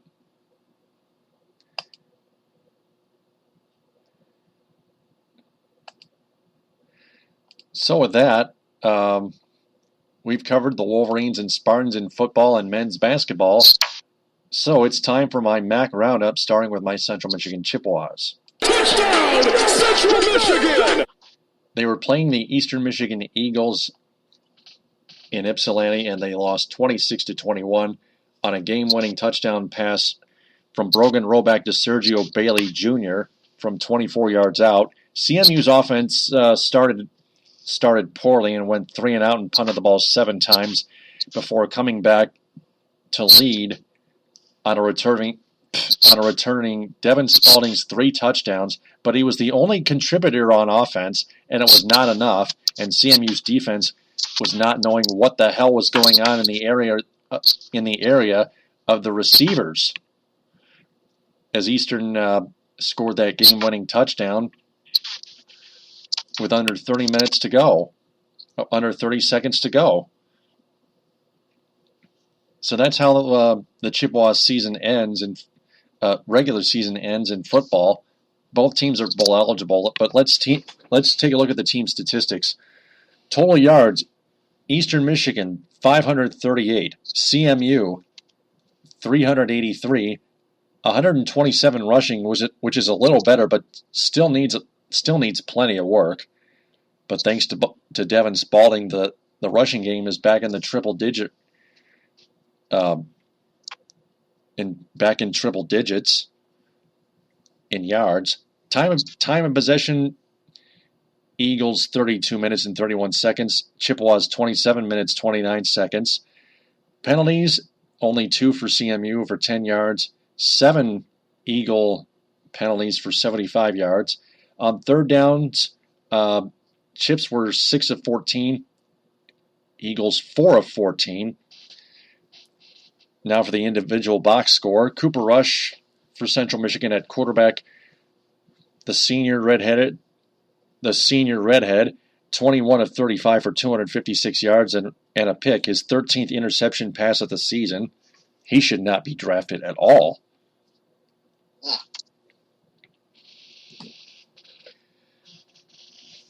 Devin Spalding, 11 rushes for 85 yards and his 3 touchdowns. Corey Willis, 7 catches for 125 yards. For the Eastern Michigan Eagles, Brogan Roback, 26 of 37 for 355 yards, 2 touchdowns and an interception. Blake Banham, 18 carries for 120 yards and a score. Sergio Bailey, the second, 6 receptions for 104 and a touch.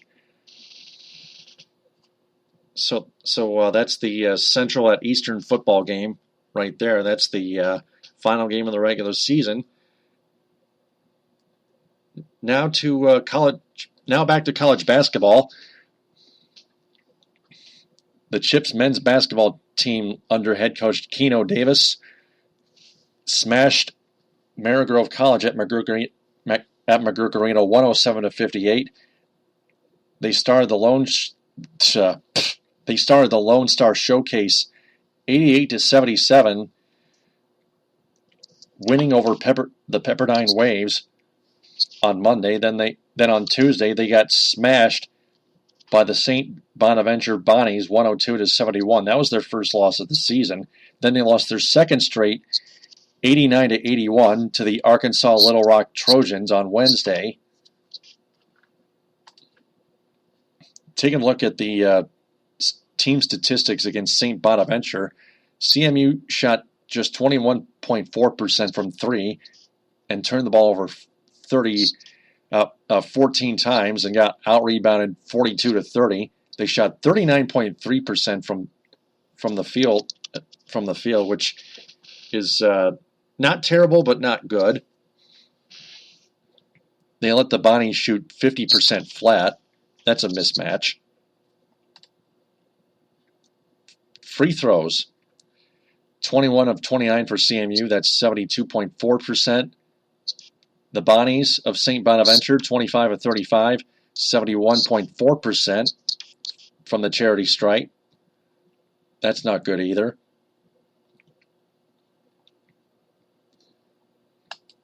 And then against the Little Rock Trojans, CMU shot 35.2% from the floor. Arkansas Little Rock shot 66% flat. CMU's defense all of a sudden disappeared. You are pathetic!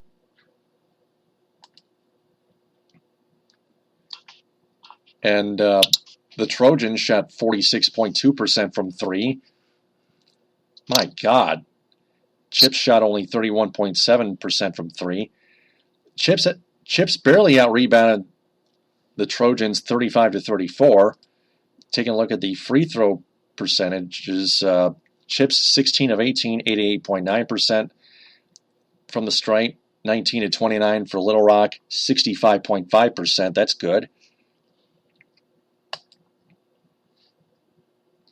But the Chips really have to bear down on defense because their next 2 games are at Wisconsin Green Bay against the Phoenix Saturday at 3, and they're back home at McGurk Arena against William and Mary Tuesday at 7. Keno Davis has to shape up that defense as head coach. For the Eagles, they won 76-68 over Gardner-Webb Friday. They lost 83-71 to the IUPUI Cougars on Saturday. Then they smashed Madonna 97-60 on Wednesday.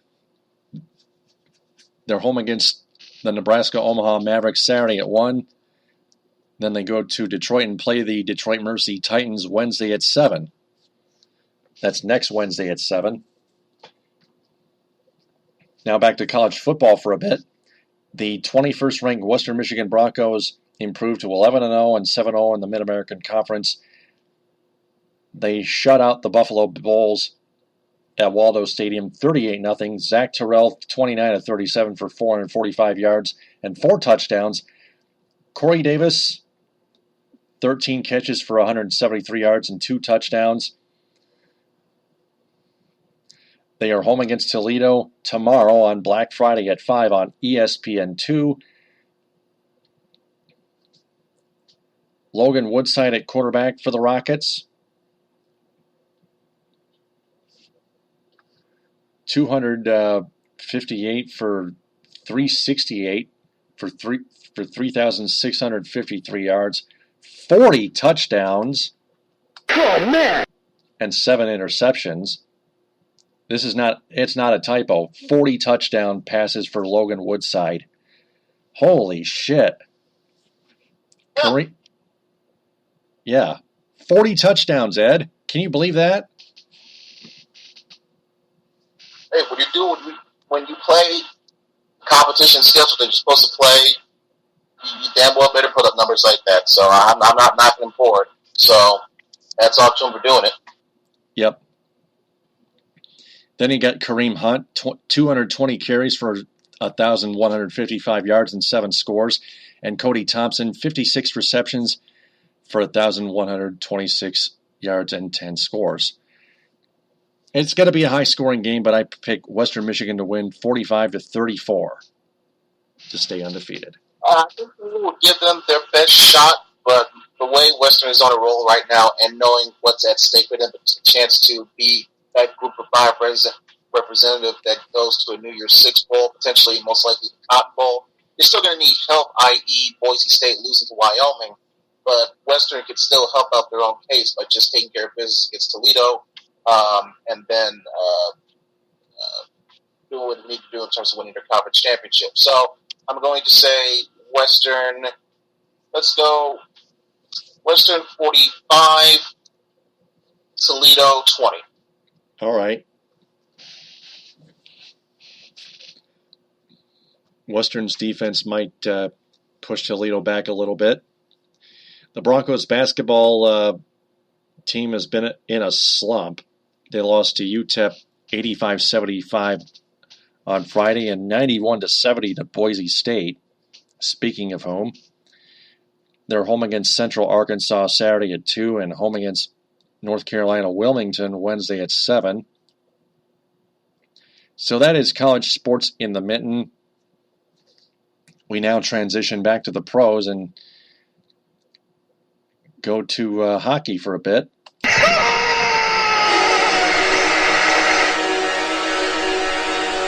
The Red Wings are 9-10-1 with 19 points in a 3-way tie for 5th place in the Atlantic Division with the Buffalo Sabres and the Toronto Maple Leafs. They got shut out by the Washington Capitals 1-0 on Friday at Verizon Center.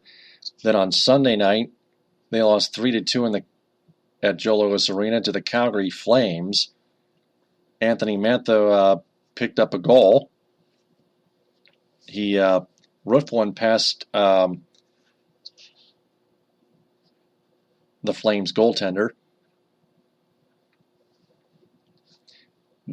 Then they went to Buffalo and got a shootout win, 2-1 over the Sabres. Thomas Vanek feeding Gustav Nyquist. And then Gustav Nyquist and Thomas Vanek each got a shootout goal. Thomas Vanek, the game winner. He did a wicked fake and roofed one top shelf to win it. Jimmy Howard made 2 saves of 3 shots in the shootout. Good thing Bannock came back from his injury. Yeah.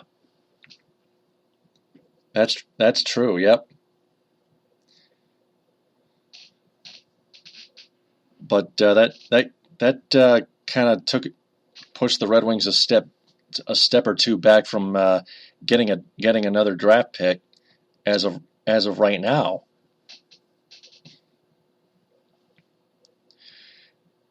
So one other thing I like to pass along to our truth seekers out there in Michigan. Franz Nielsen. Jeff Moss was talking about it on Twitter at Jeff Moss DSR. Still taking that long hiatus from his DSR podcast and ending his run of Mondays with Moss on the Schuling Report on the Team 92 on FM. I'm going to miss listening to him on the radio.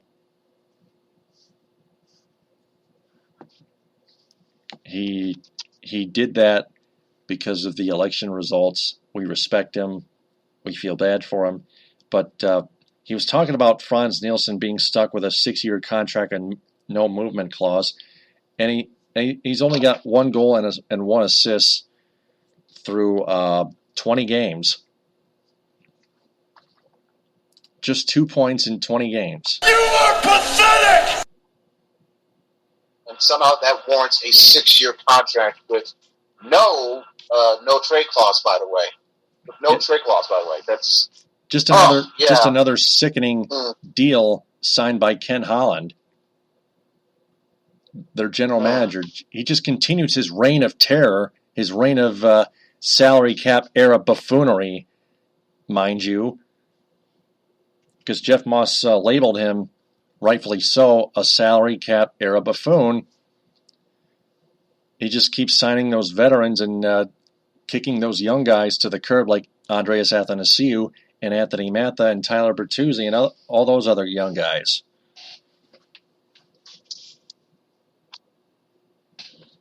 And that's pollution, total pollution.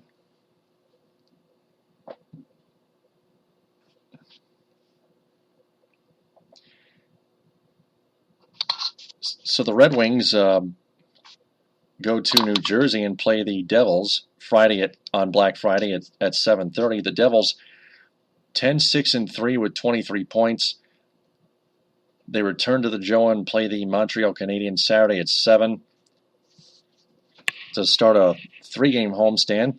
Tuesday they host the Dallas Stars at 7:30. Thursday they host the Florida Panthers at 7:30. So those are those are 4 tough teams the Red Wings are going to have to get ready to face off with. Yeah, in terms of trying to look good, most likely you'll lose at least 2, if not 3 of those games. But in terms of finishing, they still have a fucking problem, it seems, closing out games in the third period, protecting leads and whatnot. If Bitterman, or even trying to keep it close. Bitterman against Calgary almost happened again here in Buffalo. Yeah, they gave up a third period goal against the Sabres. It keeps happening almost every game, doesn't it? Right. So it's just, again, it's not a wonder. It's, like I said, something I've become numb to. But you just want to tack up on the tally mark on the chalkboard here, saying, "Oh, here's another, third period meltdown." So the day they start to consistently avoid these is when the day you can color me surprised. But other than that, it's a meh. Yeah. Very meh. Yeah. Oh my God. You are pathetic! I'm thinking they either lose 3 or 4 or get swept in that span.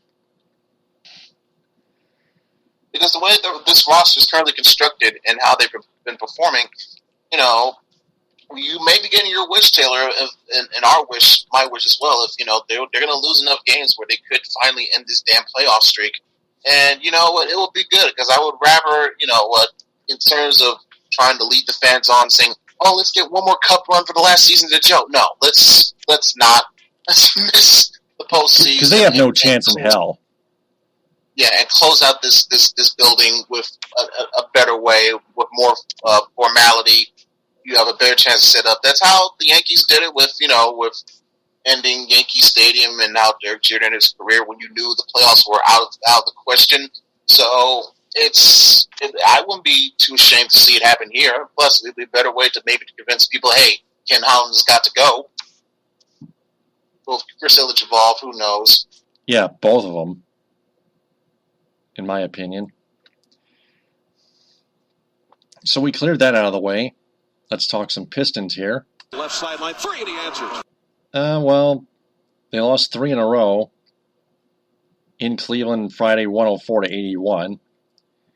They went back to the Palace and lost 94-92. First loss at home to the Boston Celtics on Saturday. And then on Monday,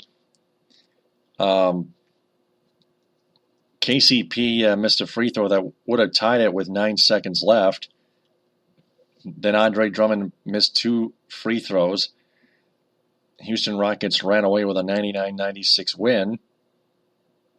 And then the Pistons absolutely extinguished the Miami Heat 107-84 at the Palace the night before Thanksgiving.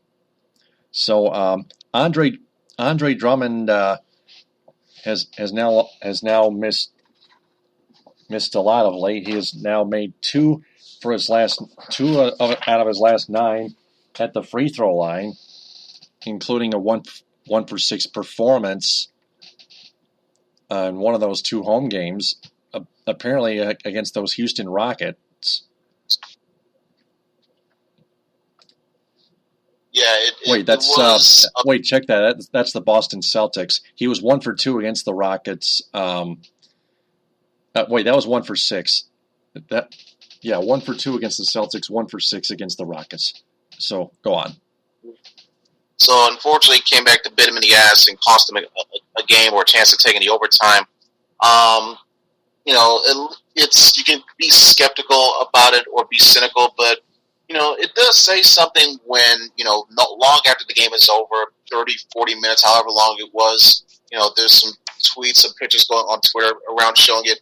Andre Drummond still stayed behind, still in full uniform, just so he could practice taking some shots from the free throw line. Now, obviously, far different scenario when the whole building is full and everybody's making noise and whatnot, especially if you're on the road. But there is something that speaks to that level, I think, effort and some form of commitment where he's not being lazy at it. Sure, he may not try certain methods, i.e., go underhanded, but it'd be probably a pride thing or whatever it is, but still, I think it does say and show something that he is at least willing. He's not taking this for granted. He does recognize his weakness.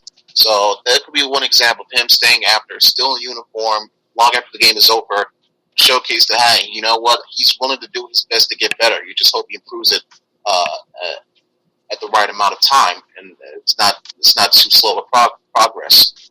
But it was definitely something that you wish hadn't come down to. You would have rather wished that Caldwell Pope had made his damn free throws instead, because it was almost a little bit of a lost cause where you would have been surprised, if Drummond had made those. Because I'm pretty sure everybody was thinking, oh, shit. When he came, he got the rebound, but like, oh, damn, he's got to go to the line now. So you can't really point the blame of the loss on Drummond, whereas you have more reason to put it on KCP because it was his misses that led to Drummond being put in that spot. That's right. KCP has to sink that tying free throw. Also, and the bad loss against Boston. Let you take care of that one, Taylor. Yeah. It was down to the wire. It was a 94-92 loss. Pistons also keep getting out-rebounded per game. They out-rebounded the Celtics 57-47. They only turned the ball over 7 times. Boston 8. Pistons were bringing it, but their free throw shooting, 68.8% from the free throw line. And looking at the box score here, Andre Drummond, 2 for 6 from the free throw line. Finished with 20 points and 17 rebounds. Oh, that's That was it. Boston shot 12 of 31 from 3. That's 38.7%. Pistons shot 35% from 3, 43% from the floor. Boston 40.2%. Marcus Morris led in scoring with 24. Isaiah Thomas with 24 for the Celtics.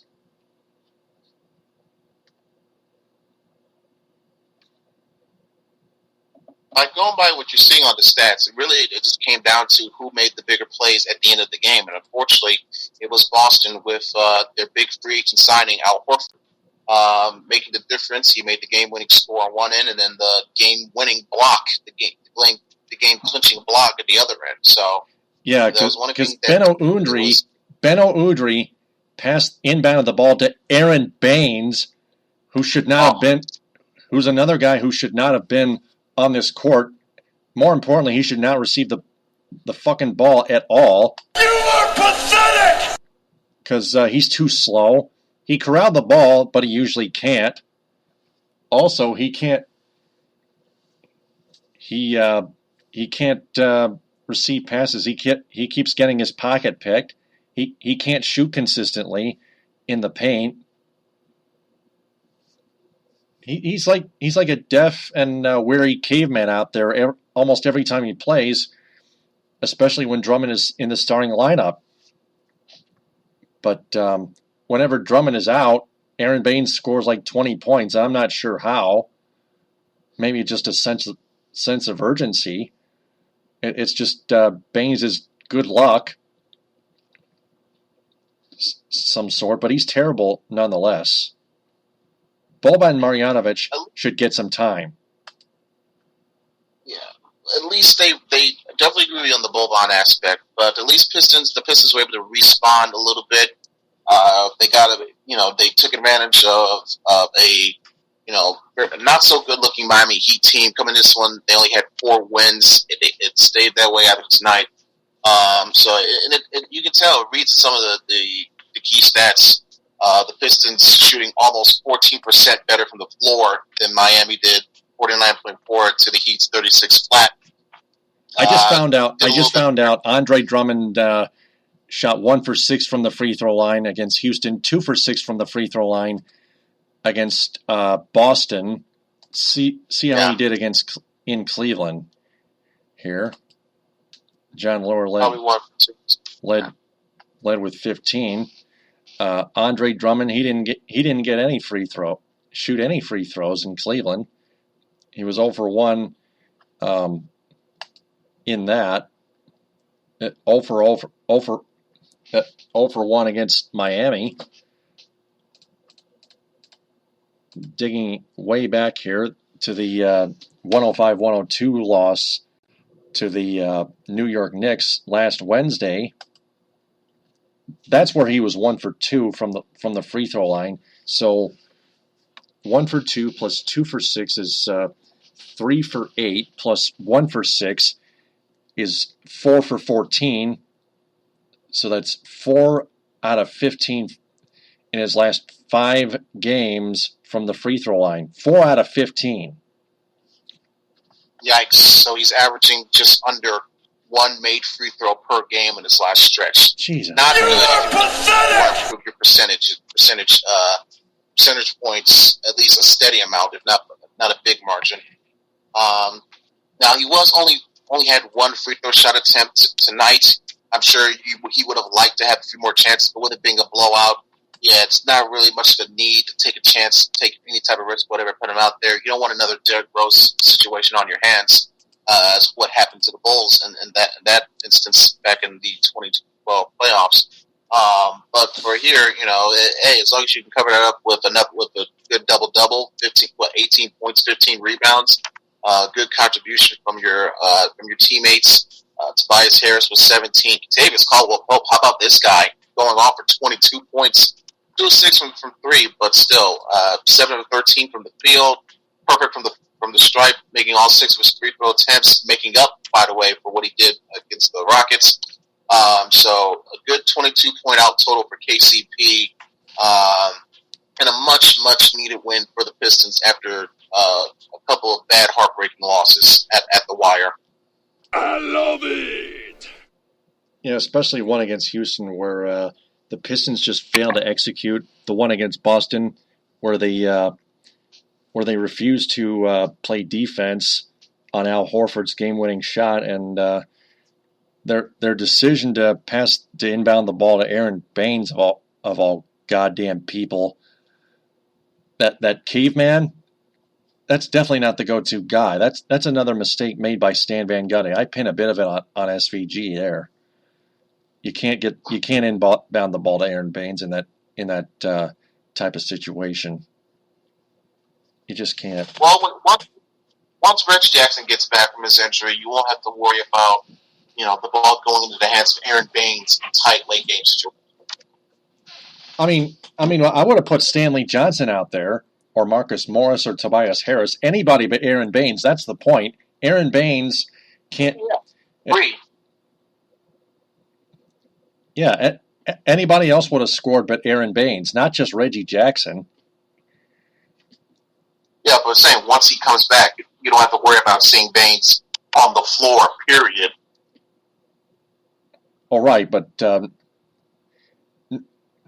Aaron Baines is a center and Reggie Jackson is a point guard.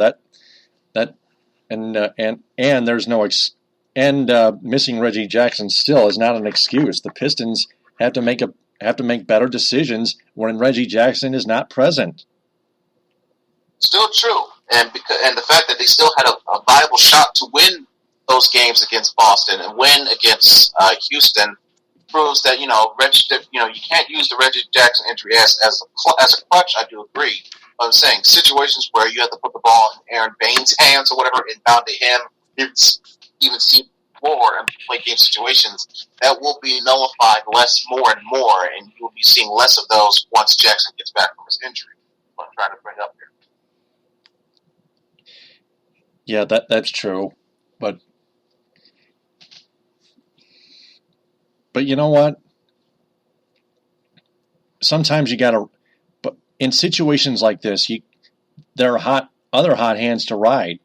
You got to be more strategical, and not just going over your head. You got to be more. You got to think faster. You got to think more desperately. You got to think, who's your go-to guy? Even if Aaron Baines is on the even when or if Aaron Baines is on the floor, you don't need to get it to him. You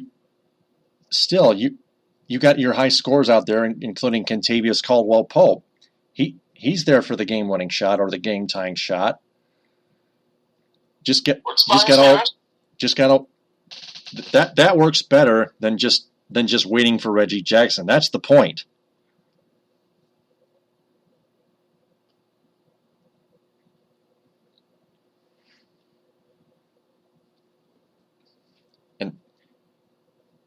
And if you think about this, the more strategic you become looking at the stat sheet, the more winning wise you become. But that, as opposed to getting the ball to Aaron Baines, who can't even do jack squat, and that's a stupid decision by the coaching staff and the players as well.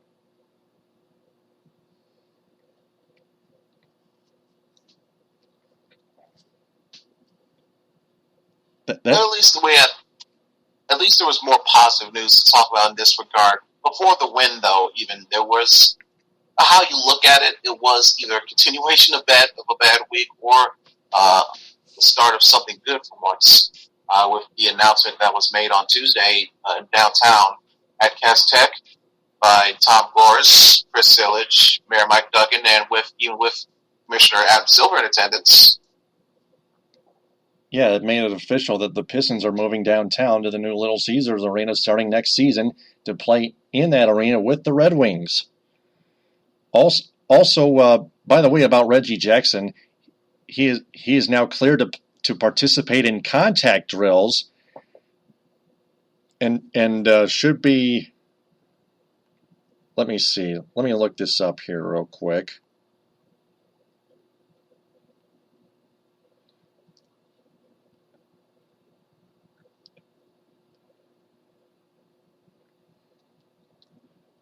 Let's see. Reggie Jackson was cleared to participate in contact drills. I think I might have gotten rid of it in the notifications on my phone. But either way, it seems to be right in line with his timetable of being back by mid-December. So this was a very big key step in this road to recovery that was taken here. Yeah. Now, as far as the movement to the Little Caesars Arena is concerned, the Motor City Muckraker on Twitter at MC Muckraker might have reported that mainstream media journalists have jumped the gun on the official movement, but we may see that it is actually true.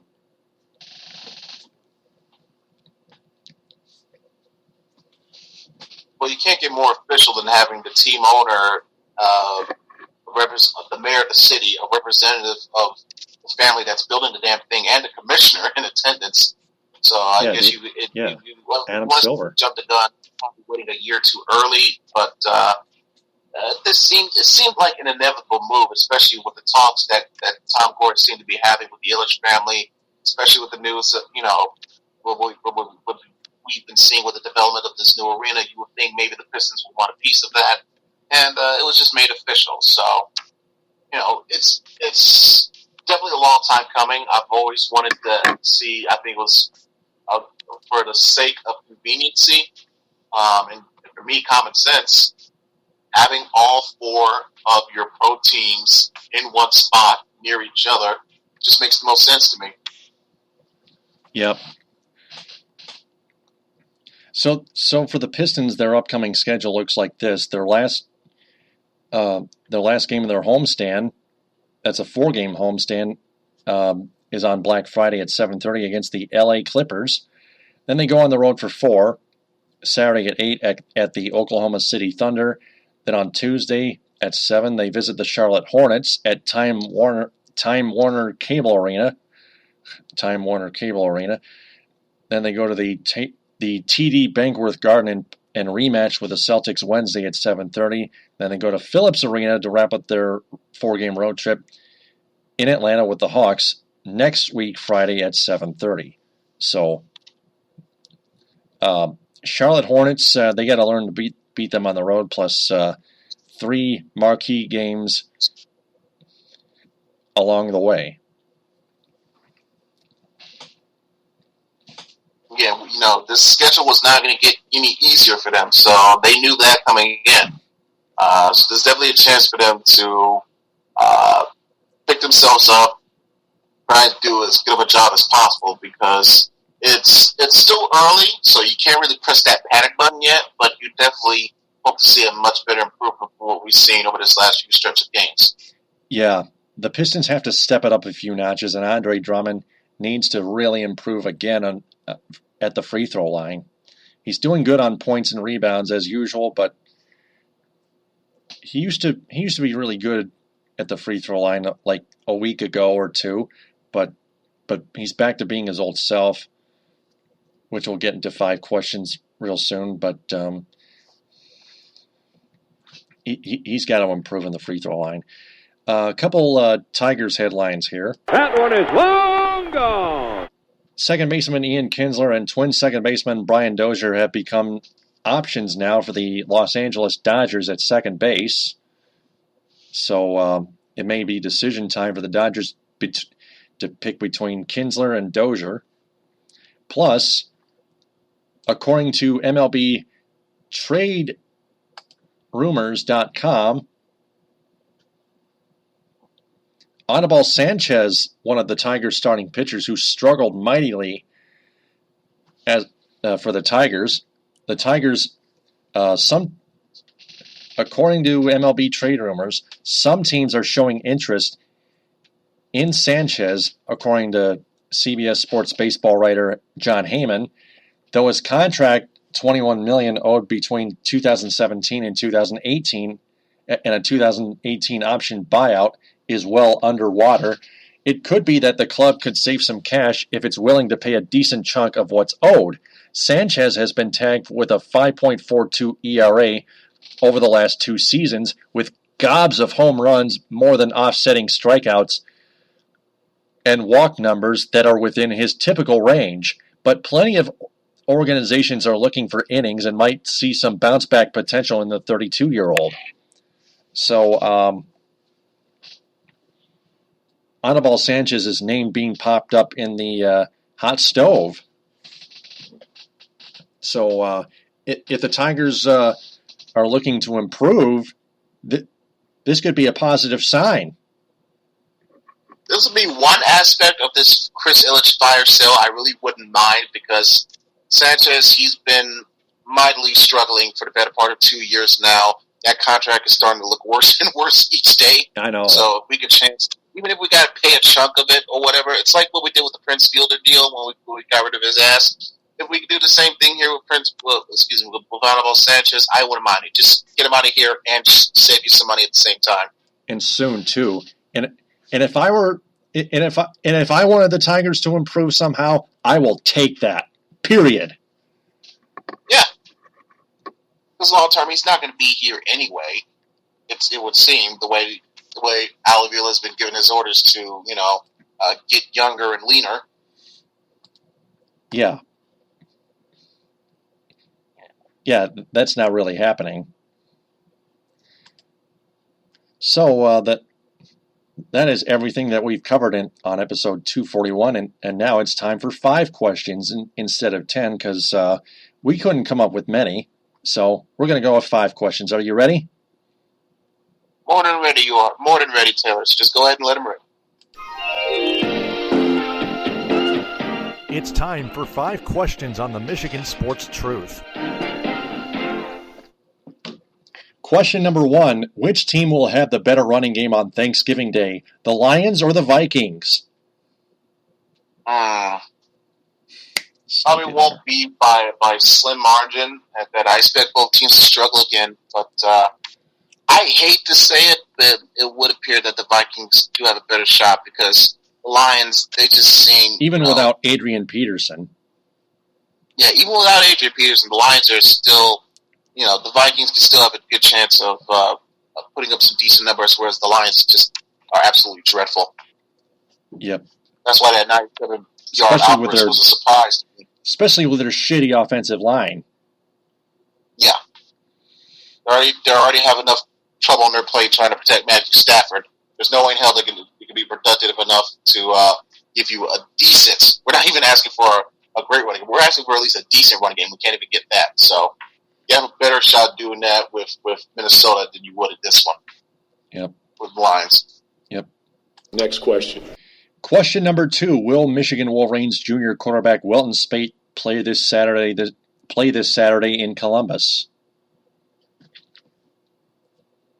It's a bit of a stretch, kind of a long shot, but I'm gonna say yes. The way his whole injury has been, this injury news has been shown about or talked about, there's been some hints, like even Spade himself retweeting a tweet that quoted Harbaugh saying that any news of his season being over was completely inaccurate or whatever. So that was your first clue. Now you're seeing the Jeff Moss tweet, the Angelique Shingales tweet about Amar Darboh saying that both quarterbacks have done reps in practice. It leads me to believe, even if he's not at full 100%, which is unlikely as is, because come on, either collarbone or shoulder, either way, 2 weeks before a big game like this, it's not going to heal magically 100%. Like a Hogwarts ward over him and go fixo reparo and boom, you're good. No. So he probably won't be 100% anyway, but something tells me the way things are going, barring a major setback, it could be a good chance that not only he'll play, he'll be starting Saturday. All right.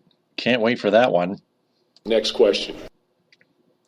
Question number 3, and this is going to be an interesting outside question regarding the Red Wings. When will Andreas Athanasiou be back? Because we haven't heard anything about Andreas Athanasiou as of late since his 1 to 2 weeks out 1 to 2 weeks with a left knee a sprained left knee report.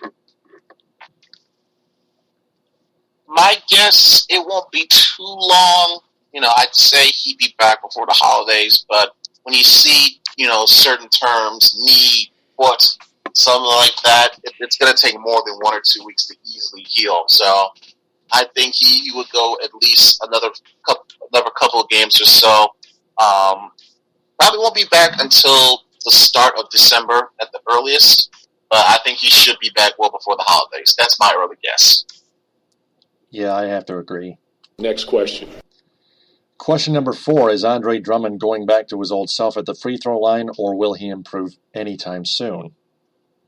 Well, listen, you have to know that eventually it was going to be a little bit of a surprise if he kept this up, because I don't think he was going to. It would have been a complete shocker if he went from the mid 30s, the low 30s that he was, to all of a sudden, oh wow, he's shooting over 60. No, obviously there's going to be a little bit of a fall back to that to help average out, middle out everything. But if he raises, like I said, if he's on track to get to, let's say, 45, close to 50 at the end of a regular season, that will be fine by me. So if he has these little periods where he's looking great 1 second and then back to last year, the next, then to me it's just a simple averaging out of what his end of the year will look like, which will be around that 45-ish percentage margin. Yeah, we may look at that. Next question. And finally, question number 5. What are the chances the Tigers give away Ian Kinsler and Anibal Sanchez, each of them? I say you have a higher chance of trading Kinsler than you would Sanchez, because the way Sanchez, like I said, the way Sanchez has been the last 2 years, I doubt anyone will take on that contract in its entirety unless they want to guarantee from the Tigers that that Detroit will pay a good sizable portion of that. Whereas they'd be more than happy to take Kinsler the way he has done, setting the table as a leadoff player, and not to mention that he's coming off of a Gold Glove win this year. So the chances are higher for Kinsler to be traded than Sanchez would be at this current moment in time. I agree, unless some team would pick him up and option him to the minors, Sanchez. So that is our 5 questions segment for all the listeners and fans out there. If you want to answer those questions, just replay the episode and answer them in a comment bank below this episode. That wraps up episode 241 of Spreaker's feed of the Michigan Sports Truth, the Thanksgiving Day special. Ed, thanks again so much for your help. I will talk to you again next week, probably Thursday or Wednesday, for episode 242. Yep. So thanks again, Taylor. It's been, like I said, a great 1 year movement, a marking of our move to Spreaker. So enjoy it with some good eating, some good football, and hopefully good results. Absolutely, yep. Happy Thanksgiving, Ed. I'll talk to you next week. Thanks, Taylor. You do the same. You too. Thanks. And before we sign off, I want to remind everyone to share this episode and our entire podcast on social media. Have their friends share that as well, and follow me on Spreaker as Taylor Phillips online at Spreaker.com, because I want to tell them that the Michigan Sports Truth podcast on Spreaker and TalkShoe is in search of local advertising sponsors. If anyone has a business that's interested in sponsoring this program, you can follow Sports Radio Detroit on Twitter at Sports Radio Det, at Sports Radio DET, and send them a direct message or email them at sportsradiodetroit.com in the contact section. Also like their Facebook page and join their Facebook group. And finally, find their podcasts available on iTunes and Podbean. Our downloads have been playing way off the hook. Let's keep that going. For Ed Smith, I'm Taylor Phillips. If there's anything you fans want more or less of on our podcast, please let us know. Follow us on Twitter at DT2Phillips and at EdSmith313. Also like our Facebook page, The Michigan Sports Truth, and join our Facebook group, The Michigan Sports Truth on Spreaker. TTFN, ta-ta for now, and happy Thanksgiving. Bon appétit.